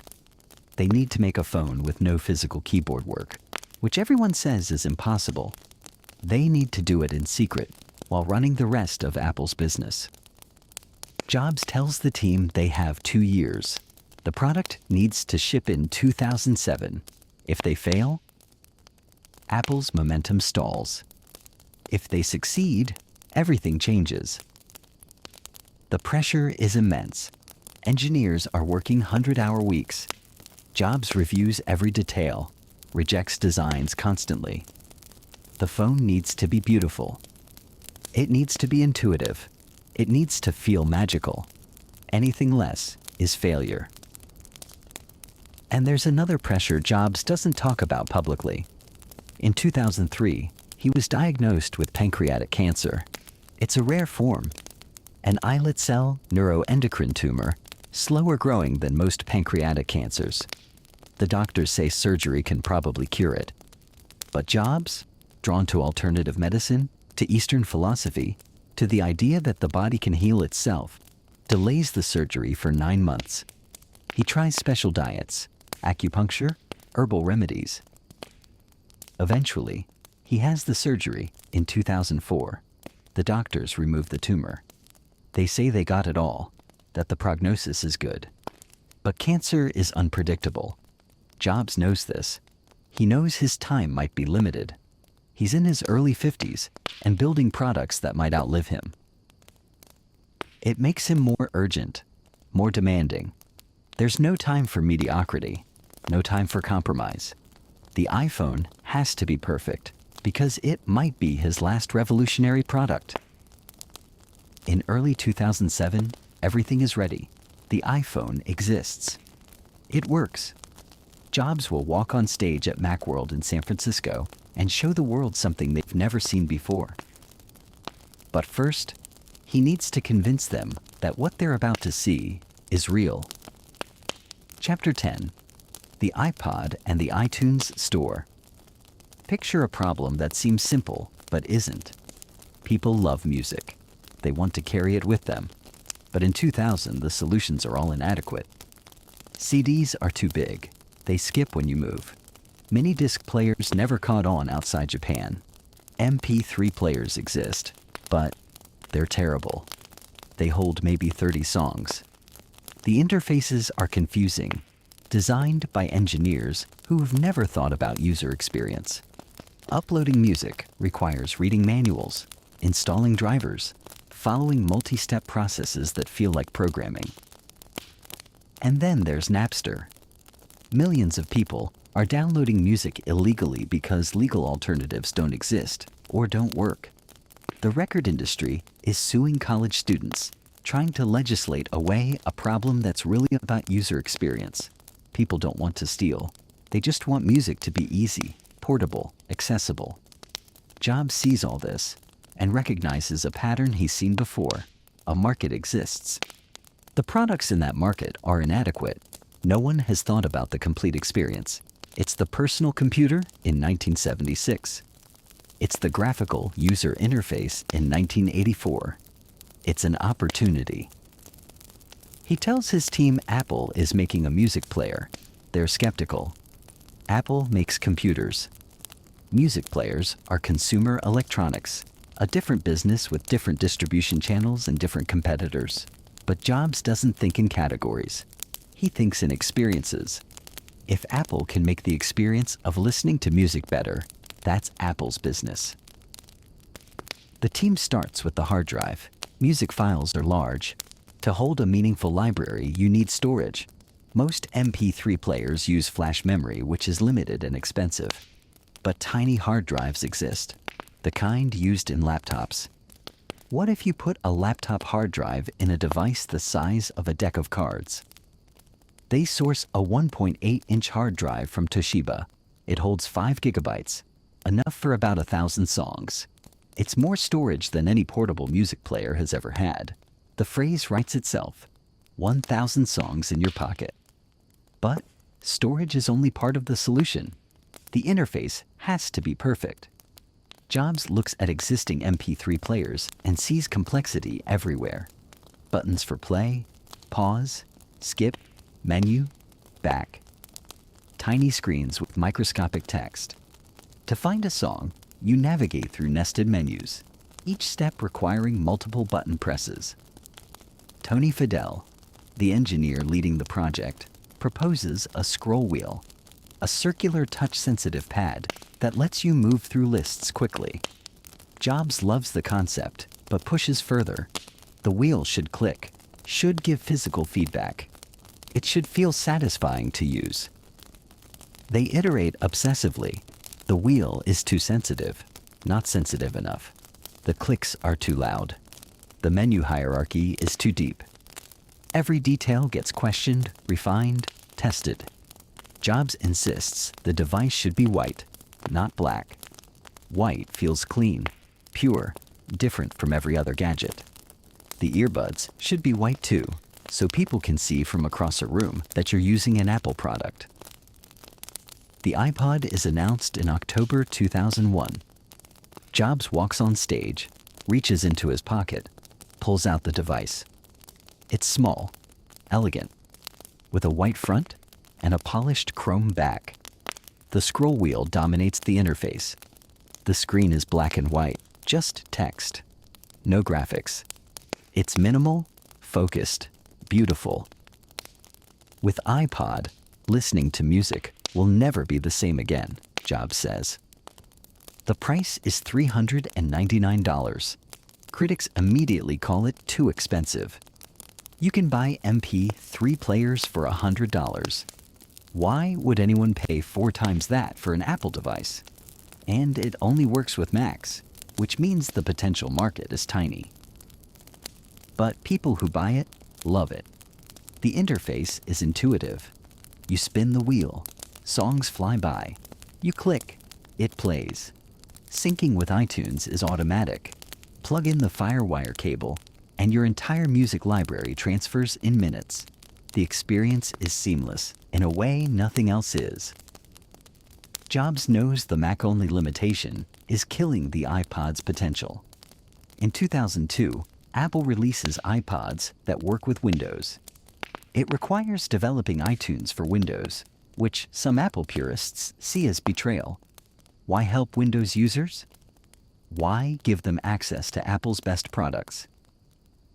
But Jobs understands that the iPod can be a gateway drug.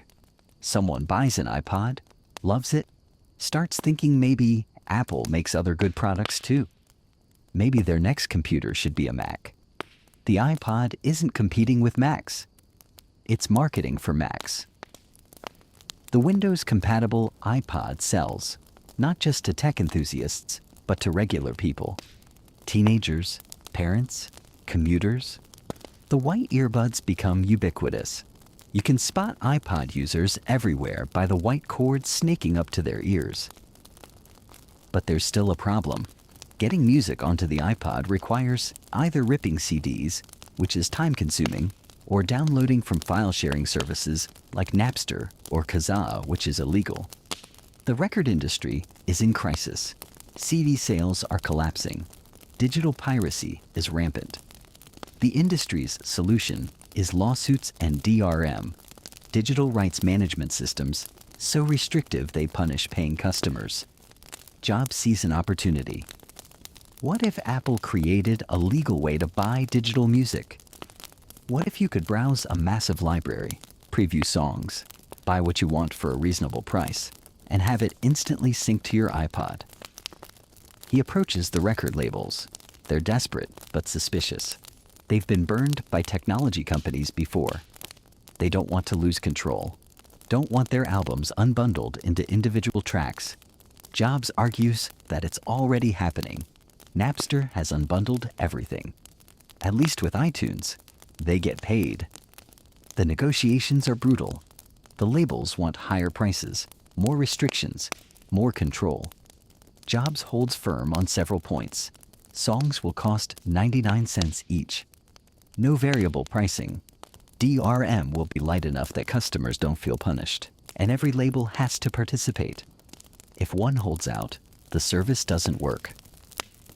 One by one, the labels agree. They don't trust Jobs, but they're out of options. The iTunes Store launches in April 2003. It has 200,000 songs available at launch. The interface is clean, fast. You can browse by artist, genre, or popularity. You can preview 30 seconds of any song. When you buy, it downloads instantly and appears in iTunes, ready to sync to your iPod. Apple sells 1 million songs in the first week, 10 million in the first 4 months. The iTunes Store isn't just successful. It's proof that people will pay for digital music if the experience is good enough. The combination is powerful. The iPod is the best music player. iTunes is the best software for managing your music. The iTunes Store is the easiest place to buy music legally. Apple controls the entire experience, from purchase to playback. They're not just selling a device. They're selling an ecosystem. Other companies try to compete. Microsoft releases the Zune. Sony makes Walkman-branded MP3 players. None of them match the complete experience Apple offers. They focus on specs, more storage, more features, but they miss the point. People don't want more features. They want things to just work. By 2006, Apple has sold 100 million iPods. The iTunes Store has sold over 8 billion songs. The white earbuds are everywhere, a cultural signifier. Musicians release albums timed to maximize iTunes sales. Podcasts emerge as a new medium, distributed through iTunes. Apple has become the most important company in music, despite not being a record label, or a radio station, or a music venue. Jobs adds variants to the iPod line. The iPod Mini, smaller and available in colors. The iPod Shuffle, no screen, just plays songs randomly. The iPod Nano, incredibly thin. Each iteration refines the experience, makes it more accessible, more personal. But Jobs is already thinking about what comes next. The iPod's dominance won't last forever. He can see the threat. Mobile phones are getting better screens, more storage, more capability. Eventually, someone will make a phone that's also a good music player. And why would you carry 2 devices when one works fine? If Apple doesn't cannibalize the iPod, someone else will. Better to destroy your own successful product than let a competitor do it. It's counterintuitive, painful even. The iPod is making billions. Why risk that? Because standing still is dying slowly. Because the future doesn't care about your current success. Because the only way to stay ahead is to make your own products obsolete before someone else does. Jobs starts asking the question that will shape Apple's next decade. What if we made a phone? Not a phone that plays music. A phone that's also an iPod. That's also a tiny computer. That has a real web browser and email and maps and everything you'd want in a device you carry everywhere. The engineers tell him it's impossible. Phones are complicated, regulated, controlled by carriers. The technology to make a touchscreen phone with good battery life doesn't exist. The market is dominated by Nokia, Motorola, BlackBerry, companies that have been making phones for decades. Jobs doesn't care about impossible. Impossible is just a problem you haven't solved yet. The iPod taught him that controlling the entire experience matters. The iTunes Store taught him that you can enter an established market and win if you focus on user experience instead of features. The iPhone project begins in secret. Almost no one at Apple knows it's happening. The team is small, isolated, working behind locked doors. The deadline is January 2007. Jobs wants to announce it at Macworld, which means they have less than 2 years to invent the future of mobile phones. The pressure is crushing. They're not just making a better phone. They're reimagining what a phone can be. And if they fail, if the iPhone isn't perfect, Apple's momentum dies. The iPod's success will fade. The company will become just another tech firm that had a good run. Jobs knows this. He pushes harder. He rejects designs daily. The phone has to be thin. The screen has to be glass, not plastic. The interface has to be so intuitive a child could use it. Every detail matters because anything less than revolutionary is failure. And through it all, he's dealing with something else, something he doesn't talk about publicly. The cancer that he thought was gone, that he delayed treating, that he eventually had surgically removed. It's making him think about legacy, about time, about what he'll leave behind. The iPhone has to work, not just because Apple needs it, because he needs to prove one more time that he can see the future and make it real. Chapter 11, The iPhone. January 9th, 2007. The Macintosh Center in San Francisco. Steve Jobs walks onto a stage wearing his uniform, black turtleneck, blue jeans, New Balance sneakers. The room is packed with journalists, developers, Apple employees. Everyone knows something big is coming. The rumors have been circulating for months. Apple is making a phone. Jobs stands at the center of the stage, a screen behind him glowing white. He pauses, lets the anticipation build. Then he speaks. This is the day I've been looking forward to for 2.5 years, he says. Every once in a while, a revolutionary product comes along that changes everything. He talks about the Macintosh in 1984, how it changed computing, the iPod in 2001, how it changed music. And today, he says, Apple is introducing 3 revolutionary products: a widescreen iPod with touch controls, a revolutionary mobile phone, and a breakthrough internet communications device. He repeats it: an iPod, a phone, an internet communicator.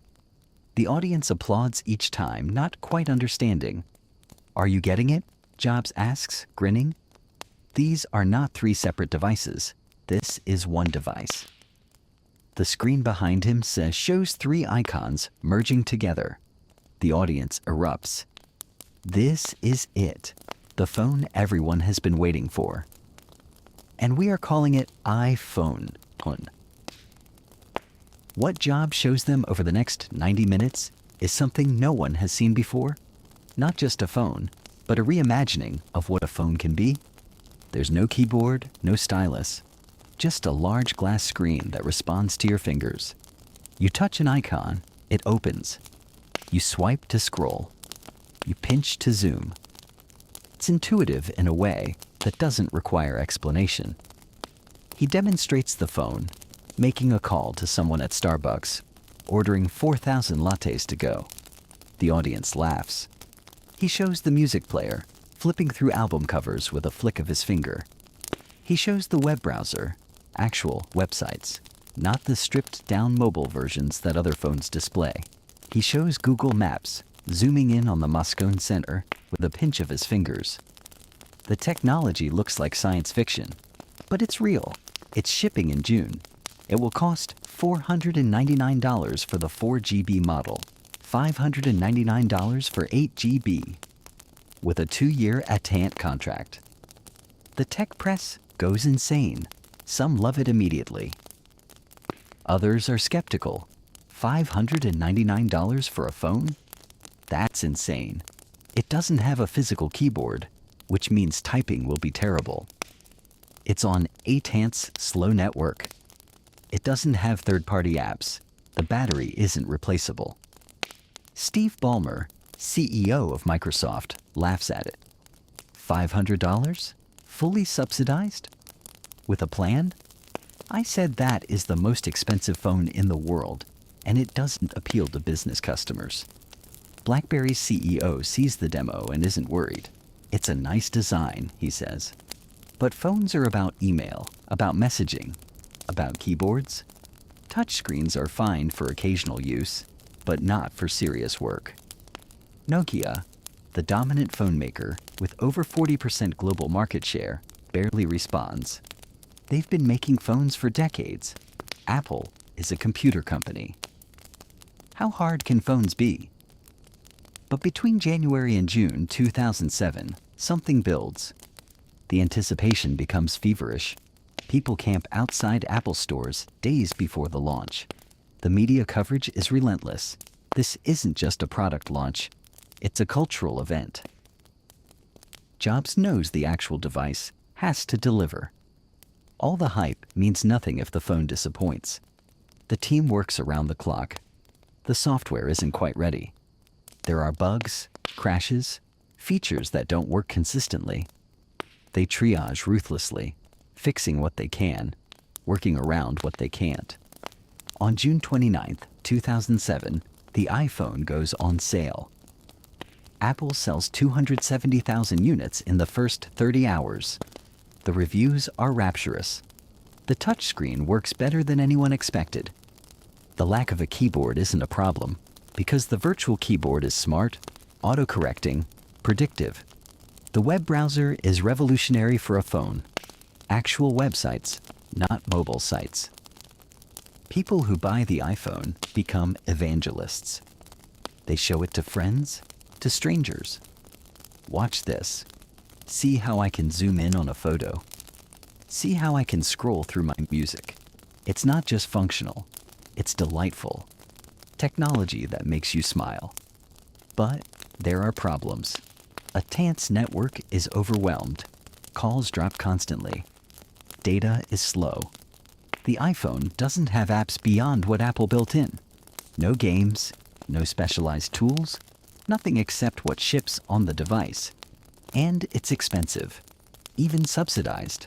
It's the most expensive phone most people have ever considered buying. Jobs makes a controversial decision. In September 2007, just 2 months after launch, Apple drops the price. The 8GB iPhone now costs $399, a $200 cut. It's good for sales, but infuriating for early adopters who paid $599. They feel betrayed. Jobs writes a rare public apology and offers a $100 store credit. It helps, but the damage to trust lingers. The bigger problem is apps. Developers want to write software for the iPhone, but Apple has locked down the platform. Jobs initially says no to third-party apps. The iPhone is perfect as shipped. Developers should make web apps that run in Safari. But web apps are limited, slow, can't access hardware features. The developer community is frustrated. Internally, there's debate. Opening the iPhone to third-party apps means giving up control. It means apps might be buggy, malicious, poorly designed. It means the iPhone experience could be diluted by bad software. But it also means the iPhone could become a platform, not just a product. Apps could make the phone more useful, more personal, more essential. The App Store could become a business, taking a cut of every app sold. And if Apple doesn't open up, eventually, people will hack the phone anyway, which is already happening. In March 2008, Apple announces the iPhone SDK, the software development kit that lets developers create native apps. In July 2008, the App Store launches with 500 apps available. Within 3 days, people download 10 million apps. By September, there are 3,000 apps available. By the end of 2008, there are over 10,000 apps. The App Store changes everything. The iPhone isn't just a phone Apple designed. It's a platform millions of developers can build on. Games, productivity tools, social networks, utilities. Anything you can imagine, someone is building. The variety is staggering. The quality ranges from brilliant to terrible. But Apple curates, reviews, approves everything. Some developers get rich. A game called Trism makes its creator $250,000 in the first 2 months. Apps like Instagram, Uber, Airbnb will eventually be built on the iPhone platform, creating billion-dollar companies that couldn't exist without the App Store. Other phone makers scramble to respond. Google accelerates Android development. Microsoft tries to update Windows Mobile. BlackBerry adds a touchscreen to their phones. But they're playing catch-up. And catch-up in technology is almost impossible. By the time you've copied what your competitor did, they've moved on to the next thing. The iPhone 3G launches in July 2008 with faster data speeds and GPS. The iPhone 3GS in 2009 is faster, has a better camera.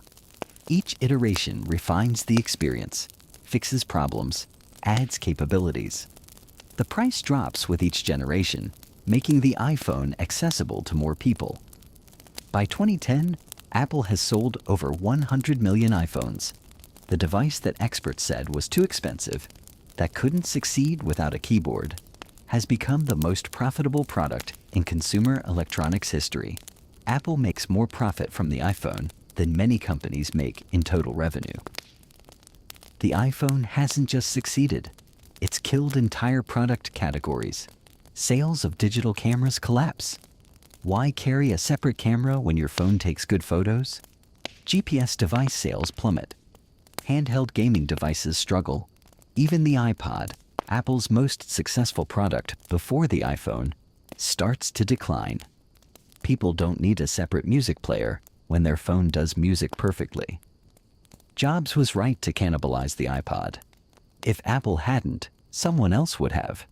Better to destroy your own product than let a competitor do it. The iPhone also changes Apple fundamentally. Before the iPhone, Apple was a computer company that made music players. After the iPhone, Apple is something else. A consumer electronics company, a software platform, an ecosystem. The iPhone becomes more than half of Apple's revenue. The company's future is now tied to a device that didn't exist 3 years ago. Jobs is vindicated. He saw a future where phones were computers, where the interface was touch, where apps extended functionality infinitely.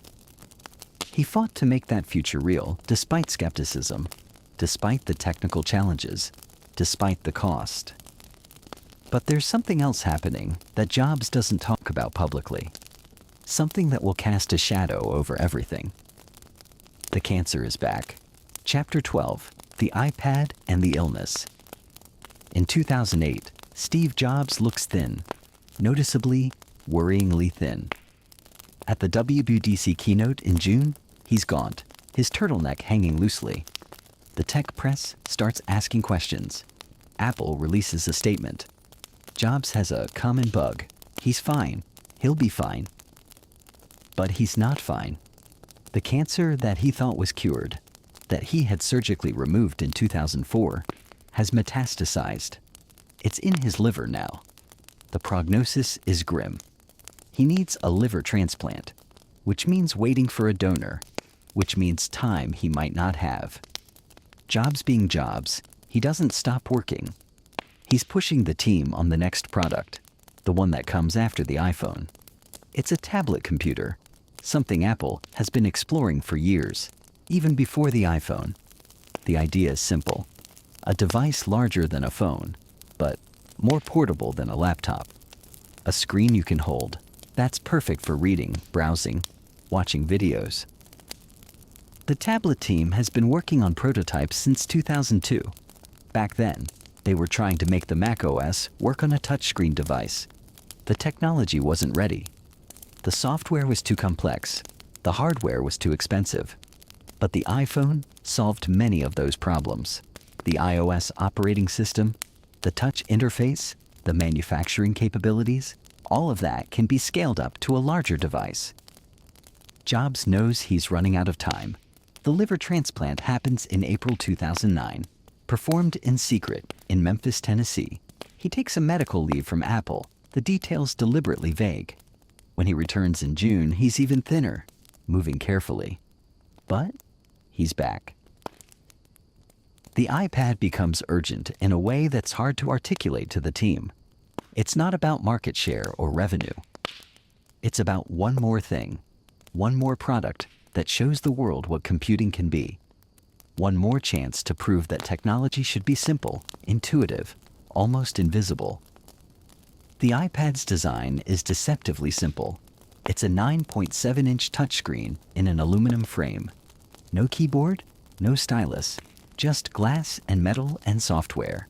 It runs iOS, the same operating system as the iPhone, which means all the iPhone apps work immediately.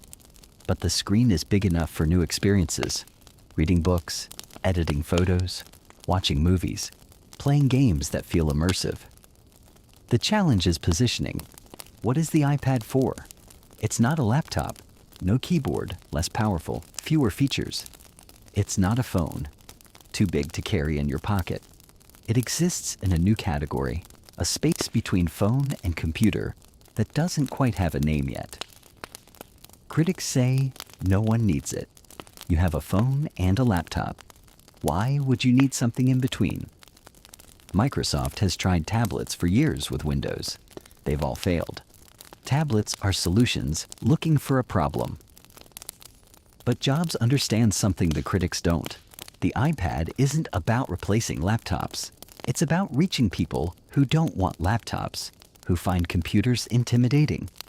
It's for your parents, for children, for people who just want to browse the web or check email without boot times and file systems, and all the complexity that comes with traditional computers. On January 27, 2010, Jobs walks on stage to introduce the iPad. He's thin but energetic, passionate about what he's showing.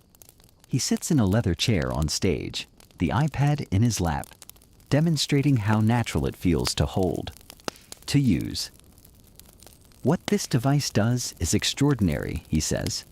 It offers the best way to browse the web, the best way to do email, the best way to enjoy your photos, watch videos, listen to music, play games, read ebooks. He shows the New York Times app, the pages turning like real newspaper. He shows a racing game, tilting the iPad to steer. He shows iBooks, Apple's ebook store, with pages that flip realistically. He plays a video in HD, the screen bright and clear. The price is shocking, $499 for the base model. Everyone expected it to cost more, maybe $999. At $499, it's cheaper than most laptops, but more expensive than any phone. It's positioned perfectly between the two. The reviews are mixed. Some critics love it immediately. Others are dismissive. It's just a big iPhone, they say. It doesn't have a camera. It doesn't support Flash. You can't run desktop software on it. The limitations are real, obvious, but they miss the point. The iPad launches on April 3rd, 2010. Apple sells 300,000 on the first day, 1 million in the first month. By the end of 2010, Apple has sold nearly 15 million iPads. It's the fastest-selling consumer electronics device in history. The iPad creates a market that didn't exist. Suddenly, tablets are everywhere. Amazon releases the Kindle Fire. Samsung releases the Galaxy Tab. Microsoft scrambles to make Windows work on tablets. But the iPad dominates, just like the iPhone dominated phones. And something unexpected happens. The iPad finds uses no one predicted. Doctors use them in hospitals to access patient records. Pilots use them in cockpits to replace paper charts. Restaurants use them as menus and point-of-sale systems. Children use them to learn, play, create. The iPad becomes a tool that adapts to whoever's using it, a blank slate that becomes whatever you need. But Jobs is getting sicker. In January 2011, he takes another medical leave from Apple. This time he doesn't return in June. He's at home, working remotely when he can, but his presence at Apple becomes more sporadic. Tim Cook, the COO, runs the day-to-day operations, but everyone knows Jobs is still involved, still making the critical decisions. In March 2011, impossibly thin, Jobs appears on stage one more time to introduce the iPad 2. It's thinner, lighter, has cameras for FaceTime calls. The audience gives him a standing ovation just for showing up. He's frail, but his voice is strong. He's not done yet. Behind the scenes, Jobs is working on one more product, one more building. Apple has outgrown its campus in Cupertino. They're scattered across multiple buildings. The team's fragmented. Jobs wants to build a new headquarters, a single building that can house 12,000 employees, a building that embodies Apple's values. He meets with the Cupertino City Council in June 2011 to present the plans. He's shockingly thin, his voice weak, but he describes the building with passion. It's a giant ring, almost perfectly circular, covered in curved glass. The inside is filled with trees, a forest in the middle of Silicon Valley. It's a building designed to inspire collaboration, creativity, excellence. It's like a spaceship landed, Jobs says, and everyone laughs. But he's serious. The building should look like nothing else. Should be, unmistakably, Apple. The City Council approves the project. Construction will take years. Jobs won't live to see it finished, though no one says that out loud. August 2011. Jobs resigns as CEO of Apple. The letter is brief, direct. I have always said if there ever came a day when I could no longer meet my duties and expectations as Apple's CEO, I would be the first to let you know. Unfortunately, that day has come. Tim Cook becomes CEO. Jobs becomes chairman of the board. He'll stay involved, advise, help with big decisions. But the day-to-day leadership, the operational details, the public appearances, those fall to Cook now. Jobs spends his last months at home with his family. Laureen, his wife, their children. Lisa, his eldest daughter, the one he denied for years but eventually embraced. He's trying to be present, to make up for lost time, to give them what he can in the time that's left. He works on one more project, his biography. He's authorized Walter Isaacson to write it, given him unprecedented access. Jobs has always been private, controlling his image carefully. But now he wants the full story told. The failures and the successes, the cruelty and the vision. He wants people to understand who he was, not just what he built. On October 4th, 2011, Apple holds an event to introduce the iPhone 4S. Tim Cook is on stage, not Jobs. The phone has a new feature called Siri, a voice assistant that understands natural language. What's the weather, you can ask, and it tells you. Set an alarm for 7 a.m. Find Italian restaurants nearby. It's another step toward technology that it feels almost human, almost intuitive. The next day, October 5th, 2011, Steve Jobs dies at home, surrounded by his family. He's 56 years old. The cancer that he delayed treating in 2003, that he fought for 8 years, finally wins. The news spreads instantly. Within minutes, tributes pour in from around the world. People leave flowers at Apple stores. They light candles. They hold vigils. World leaders issue statements. Bill Gates, his old rival, says, "The world rarely sees someone who has had the profound impact Steve has had." Barack Obama says, "There may be no greater tribute to Steve's success than the fact that much of the world learned of his passing on a device he invented." In Cupertino, at Apple headquarters, employees gather quietly. Some cry. Some stand in silence. The company Jobs built, that he saved from bankruptcy, that he transformed into the most valuable company in the world, will continue without him. But nothing will be quite the same. The question everyone asks, can Apple survive without Steve Jobs? He was the visionary, the tastemaker, the person who saw the future.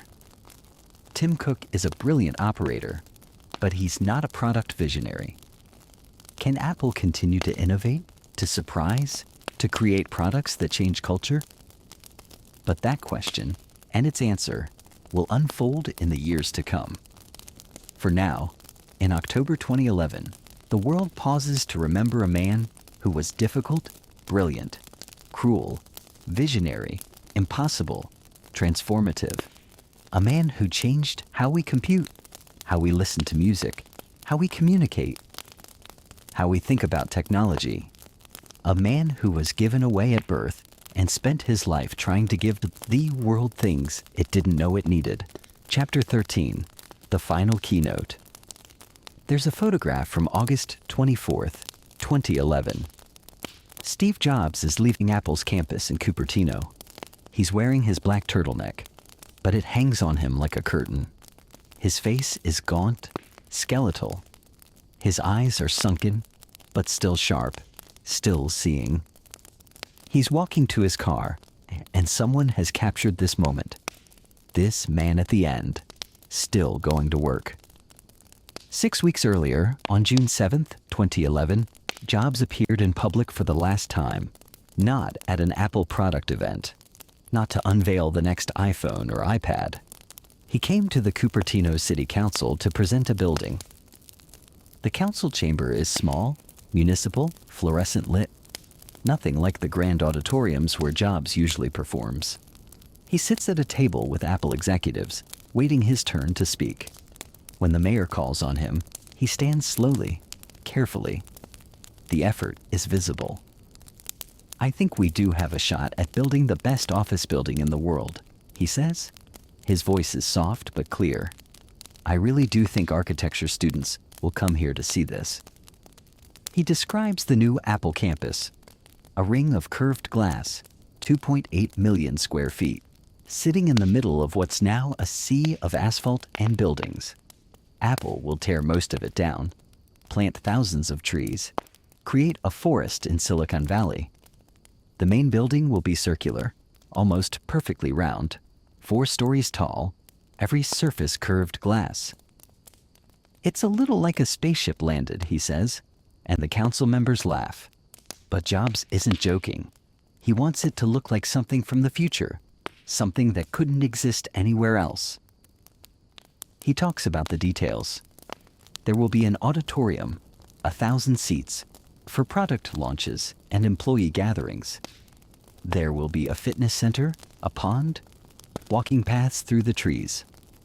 The building will use natural ventilation for 9 months of the year. No air conditioning needed.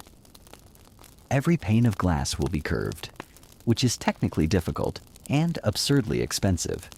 But flat glass isn't beautiful enough. "We've hired some of the best people in the world," Jobs says. "We have a shot at building a building that's amazing, that people will want to see."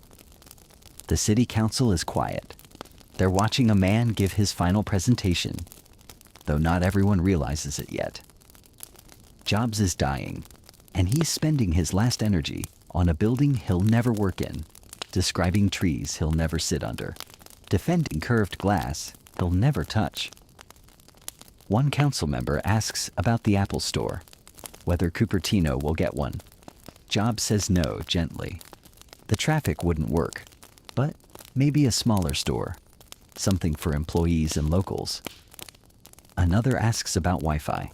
Will Apple provide free Wi-Fi to the city? Jobs deflects. They'll consider it. He's tired. The meeting has gone on too long. But before he sits down, he adds something. "I think we do have a shot at building the best office building in the world, and I think architecture students will come here to see it." He said it twice now. It matters to him that this building will be studied, admired, that it will outlast him. He's building a monument, though he'd reject that word. He's building a tool for creativity, a space that embodies Apple's values: simplicity, beauty, attention to detail, perfection in the parts no one sees. The building will open in 2017, 6 years after this meeting. It will be called Apple Park. The main ring will be named after him, the Steve Jobs Theater, a glass cylinder with a carbon fiber roof, suspended impossibly, held up by engineering that looks like magic. But in June 2011, the building is just plans, just presentations to city councils. Jobs goes home. He works when he can, emails from bed, reviews products remotely. But his involvement becomes sporadic, measured in hours instead of days. The iPhone 4S is in development. It's an incremental update. Better camera, faster processor, improved antenna. But it has one new feature that Jobs cares about deeply: It's called Siri, a voice assistant that understands natural language. Siri came from a DARPA project, artificial intelligence research, that Apple acquired in 2010. The idea is simple but profound. You should be able to talk to your phone like it's a person. Not commands, not rigid syntax, just conversation. What's the weather today? Set an alarm for 7 a.m. Where's the nearest coffee shop? Siri understands, responds, acts. It's not perfect. The voice recognition fails sometimes. The responses can be awkward, robotic, but it works well enough to be useful, and it feels like science fiction made real. Jobs knows Siri is important. It's another step toward technology that disappears, that becomes invisible, that feels natural. But he also knows he won't be on stage to present it. Note: in August 2011, Jobs resigns as CEO. The letter is short, formal, final. He recommends Tim Cook as his successor. The board approves immediately. Jobs becomes chairman, which is ceremonial, a title without operational power. The tech world reacts with shock, but not surprise. Everyone has seen the photos, watched him deteriorate. The question isn't if he'll step down, but when. Now they have the answer. Cook takes over a company at its peak. The iPhone is printing money. The iPad is dominating tablets.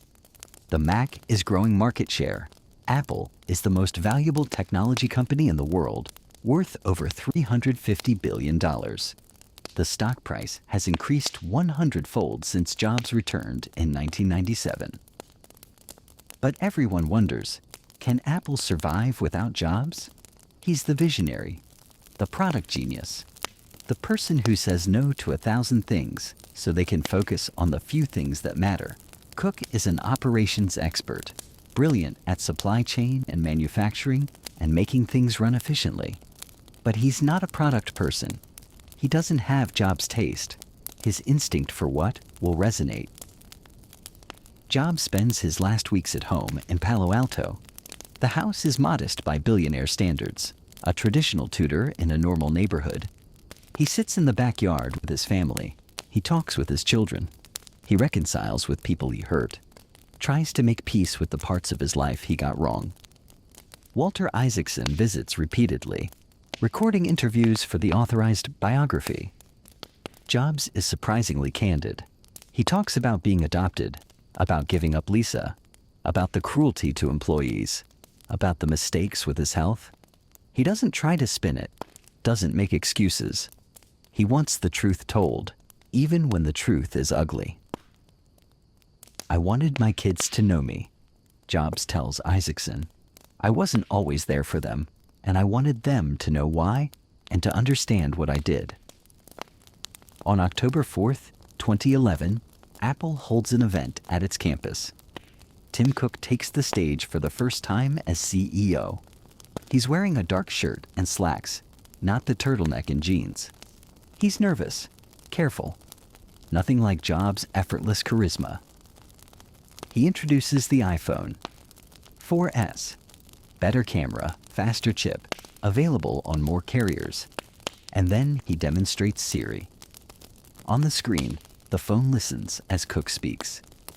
What's the weather like today? Siri responds with the forecast. Set up a meeting with John at 3 p.m. Siri creates the calendar event. The audience is polite, but subdued. The iPhone 4S is fine, but it's not revolutionary. It's not a leap forward. Some people wanted the iPhone 5, a complete redesign. This feels incremental, safe. The next day, October 5th, 2011, Steve Jobs dies. The family releases a statement. Steve died peacefully today, surrounded by his family. He's 56 years old. He's been fighting cancer for 8 years. The news breaks early evening. Within minutes, it's everywhere. Twitter explodes. News channels interrupt programming. World leaders prepare statements. Apple's website goes dark, except for a photo of Jobs and the dates, 1955 to 2011. People gather at Apple stores around the world. They leave flowers, candles, notes. They hold vigils. Some cry. Some stand in silence. In Cupertino, outside Apple headquarters, hundreds of employees and strangers create a memorial. Pictures of Jobs, apples with bites taken out, messages thanking him for changing their lives. The tributes pour in. Bill Gates. For those of us lucky enough to get to work with Steve, it's been an insanely great honor. Barack Obama. The world has lost a visionary. Mark Zuckerberg. Steve, thank you for being a mentor and a friend. Even rivals and critics acknowledge his impact. But the most moving tributes come from regular people. Emails flood Apple, messages on social media, stories about what Apple products meant to them, a student who made films on an iMac, a musician who created albums on GarageBand, a child with autism who learned to communicate through an iPad. Jobs changed computing, but what people remember is how the products changed their lives. The funeral is private, small, just family and close friends. No public memorial, no grand ceremony. Jobs didn't want spectacle. He wanted simplicity, even in death. Apple holds a memorial service for employees on October 19th. Tim Cook speaks. Johnny Ive speaks. Laureen Powell Jobs speaks. They project videos of Jobs, clips from keynotes, moments that capture his intensity and humor and passion. Employees cry. They laugh at the jokes, wince at the harsh moments.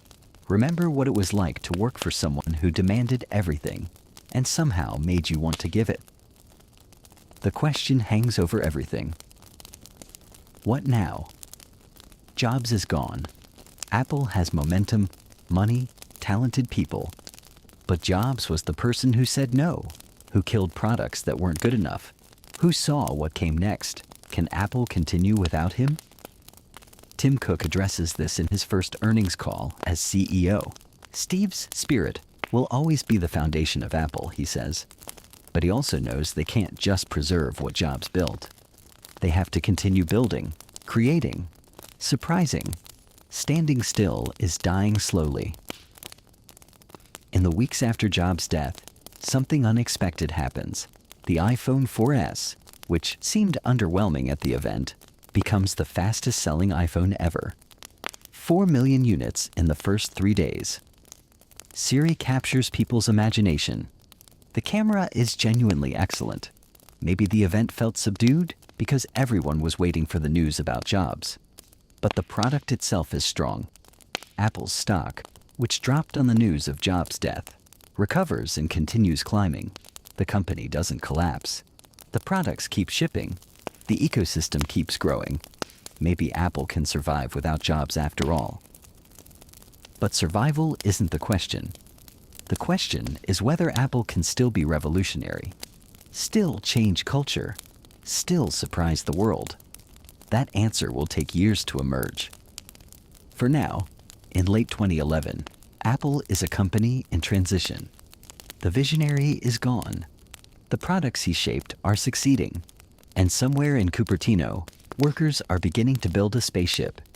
A ring of glass that will house the future Jobs imagined but won't see. Chapter 14. What He Left Behind. Picture a room in Palo Alto. It's October 2011, and Steve Jobs is gone. But the room is full of the things that he created.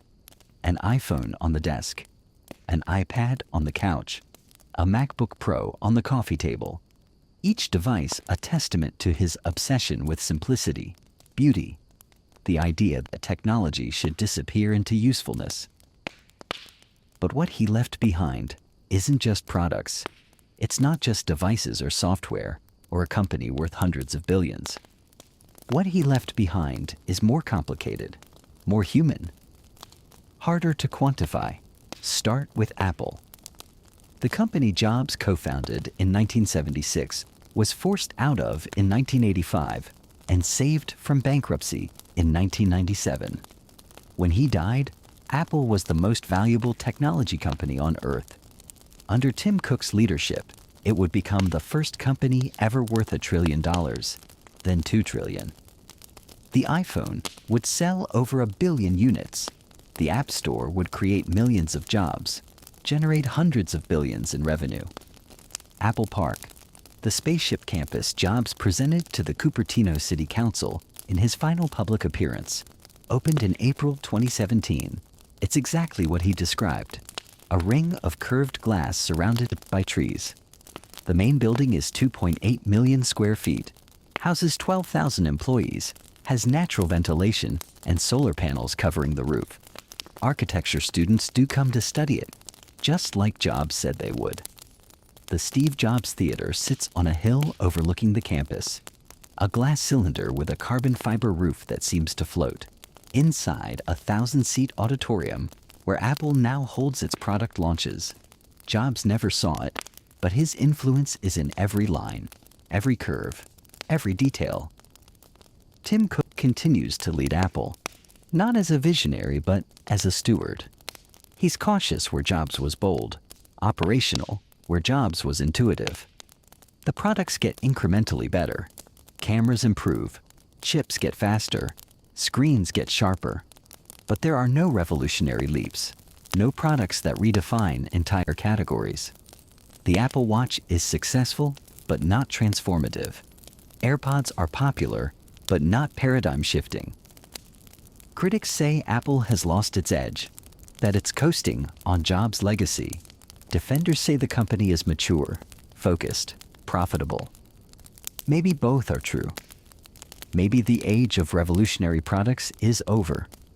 Not because Apple can't create them, but because the revolutions have already happened. We have computers in our pockets, we have touch interfaces, we have app ecosystems. What's left to invent? But Jobs' influence extends beyond Apple. The companies he touched, the people he mentored, the industries he disrupted, the ripples keep spreading. Pixar, the company he bought almost by accident, continues to make films that define animation. After Toy Story came Monsters, Inc., Finding Nemo, The Incredibles, Up Inside Out, each one pushing the technology forward, but more importantly, pushing storytelling forward. Pixar films make children laugh and adults cry. They're not just technically impressive, they're emotionally resonant, proving that animation can be art. Disney bought Pixar in 2006 for $7.4 billion, making Jobs Disney's largest individual shareholder. John Lasseter, the animator Jobs supported when no one else cared about computer animation, became chief creative officer of both Pixar and Disney Animation. The two studios pushed each other to excellence, creating a renaissance in animation that continues today. The people who worked for Jobs spread out across Silicon Valley, carrying lessons they learned in Cupertino. Johnny Ive continued designing Apple's products until 2019, then left to start his own design firm. Tony Fadell, who led the iPod and early iPhone projects, founded Nest and revolutionized thermostats. Scott Forstall, who oversaw iOS development, invested in Broadway shows and young companies. Each of them carries some piece of Jobs' philosophy. Details matter, design is how it works, real artists ship. But the legacy is complicated, darker in some places. The stories about Jobs' cruelty aren't myths. He did make people cry in meetings. He did tell engineers their work was shit. He did deny paternity of his daughter, fought child support, left her and her mother struggling while he became a millionaire. He did delay treating his cancer, choosing alternative medicine over surgery, a decision that probably shortened his life. Lisa Brennan Jobs, the daughter he denied, wrote a memoir in 2018 called Small Fry. It's not a hit piece, but it's honest about her father's failures. How he was cold, withholding, present one moment and absent the next. How he named a computer after her, but couldn't tell her he loved her. How she spent her childhood seeking his approval and rarely getting it. She also writes about the reconciliation, the last years when Jobs tried to be better, when he included her in his new family, when he told her finally, that he was sorry. It's a complicated portrait of a complicated man. He was brilliant and cruel, visionary and petty, capable of creating beauty and inflicting pain. The employees who worked for Jobs have similar stories.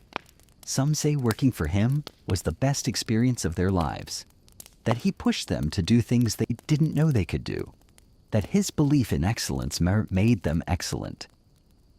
Others say it was traumatic, that the abuse wasn't worth it, that being told you're worthless destroys something that success can't fix. Both things are true. Jobs could inspire and demean, sometimes in the same sentence. He created a culture of excellence, but also a culture of fear. The products are beautiful, but the cost in human terms was high. Whether that trade-off was necessary, whether the ends justify the means, people still argue about. What's clear is that Jobs changed multiple industries permanently. Before the Macintosh, computers were for experts. After the Macintosh, computers could be for everyone, with graphical interfaces and mice, and the idea that technology should be intuitive. Before the iPod, digital music was fragmented, illegal, complicated. After the iPod and iTunes, music became portable, legal, simple. Before the iPhone, phones were utilitarian tools. After the iPhone, phones became the center of our digital lives.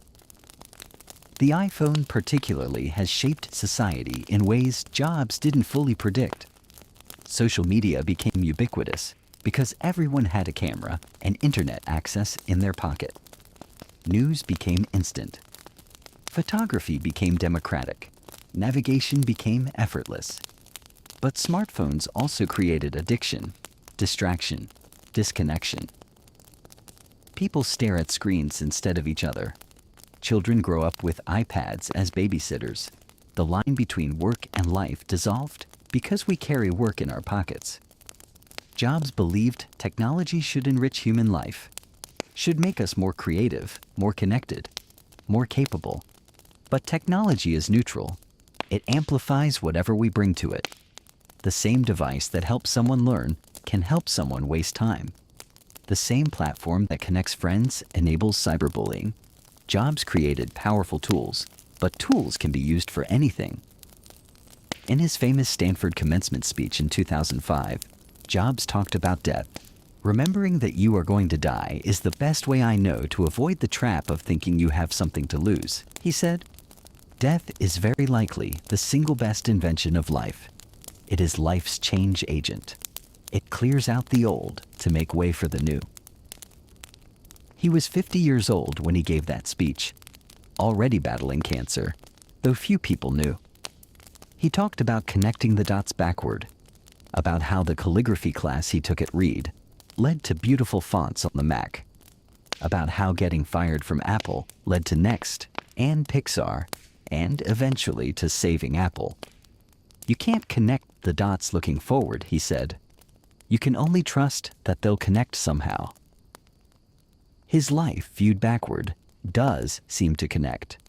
The adoption shaped his need to prove himself. The blue boxes taught him that electronics could be revolutionary. The India trip influenced his aesthetic, his love of simplicity.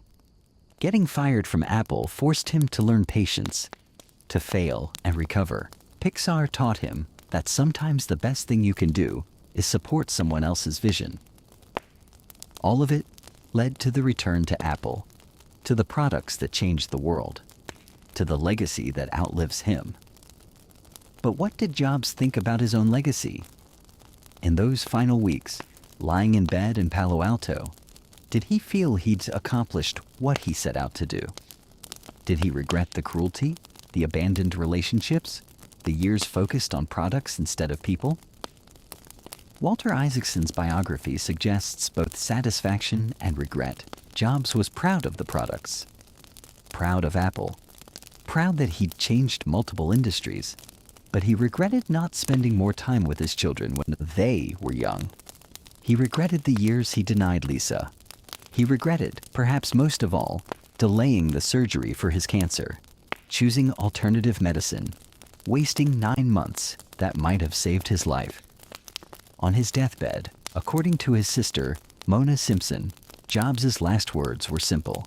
He looked at his family, Lorene, his children, his sister, and said, "Oh wow, oh wow, oh wow." What did he see? What realization came at the end? We'll never know. But those final words, repeated 3 times, suggest wonder, surprise, maybe even joy. After a lifetime of controlling everything, of demanding perfection, of bending reality to his will, he encountered something beyond his control and found it amazing. Steve Jobs died on October 5, 2011. He was 56 years old. He was born to unwed parents who gave him up for adoption. He built computers in a garage. He became a millionaire at 25 and a has-been at 30. He built a failing computer company and a successful animation studio. He returned to save the company that fired him and turned it into the most valuable corporation on earth. He was cruel and visionary, petty and profound, impossible to work for and impossible to forget. He made products that billions of people use every day. He made products that changed how we work, communicate, create, live. The products will eventually become obsolete. The iPhone will be replaced by something else. The Mac will evolve into something unrecognizable. Apple itself might not last forever. Nothing does. But what Jobs proved? That technology can be beautiful, that design matters, that the details everyone else ignores are the details that make something great. That lesson persists. It's in every startup that obsesses over user experience. It's in every designer who says no to clutter. It's in every company that believes products should be simple, intuitive, almost invisible. Jobs didn't invent the personal computer or the smartphone or the tablet, but he made them matter. He made them human. He showed that technology could be intimate, personal, almost magical if you cared enough to make it right. And maybe that's the real legacy. Not the devices or the company or the billions of dollars, but the idea that caring about the details, obsessing over the experience, refusing to settle for good or enough, that approach can change the world. Steve Jobs was given away at birth.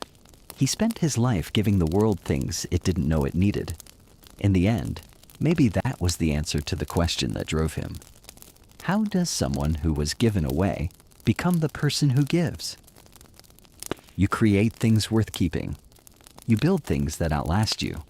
You refuse to accept that good enough is good enough. And when you're gone, the things you made keep giving, keep changing lives, keep proving that one person, even a difficult, complicated, impossible person, can make a difference.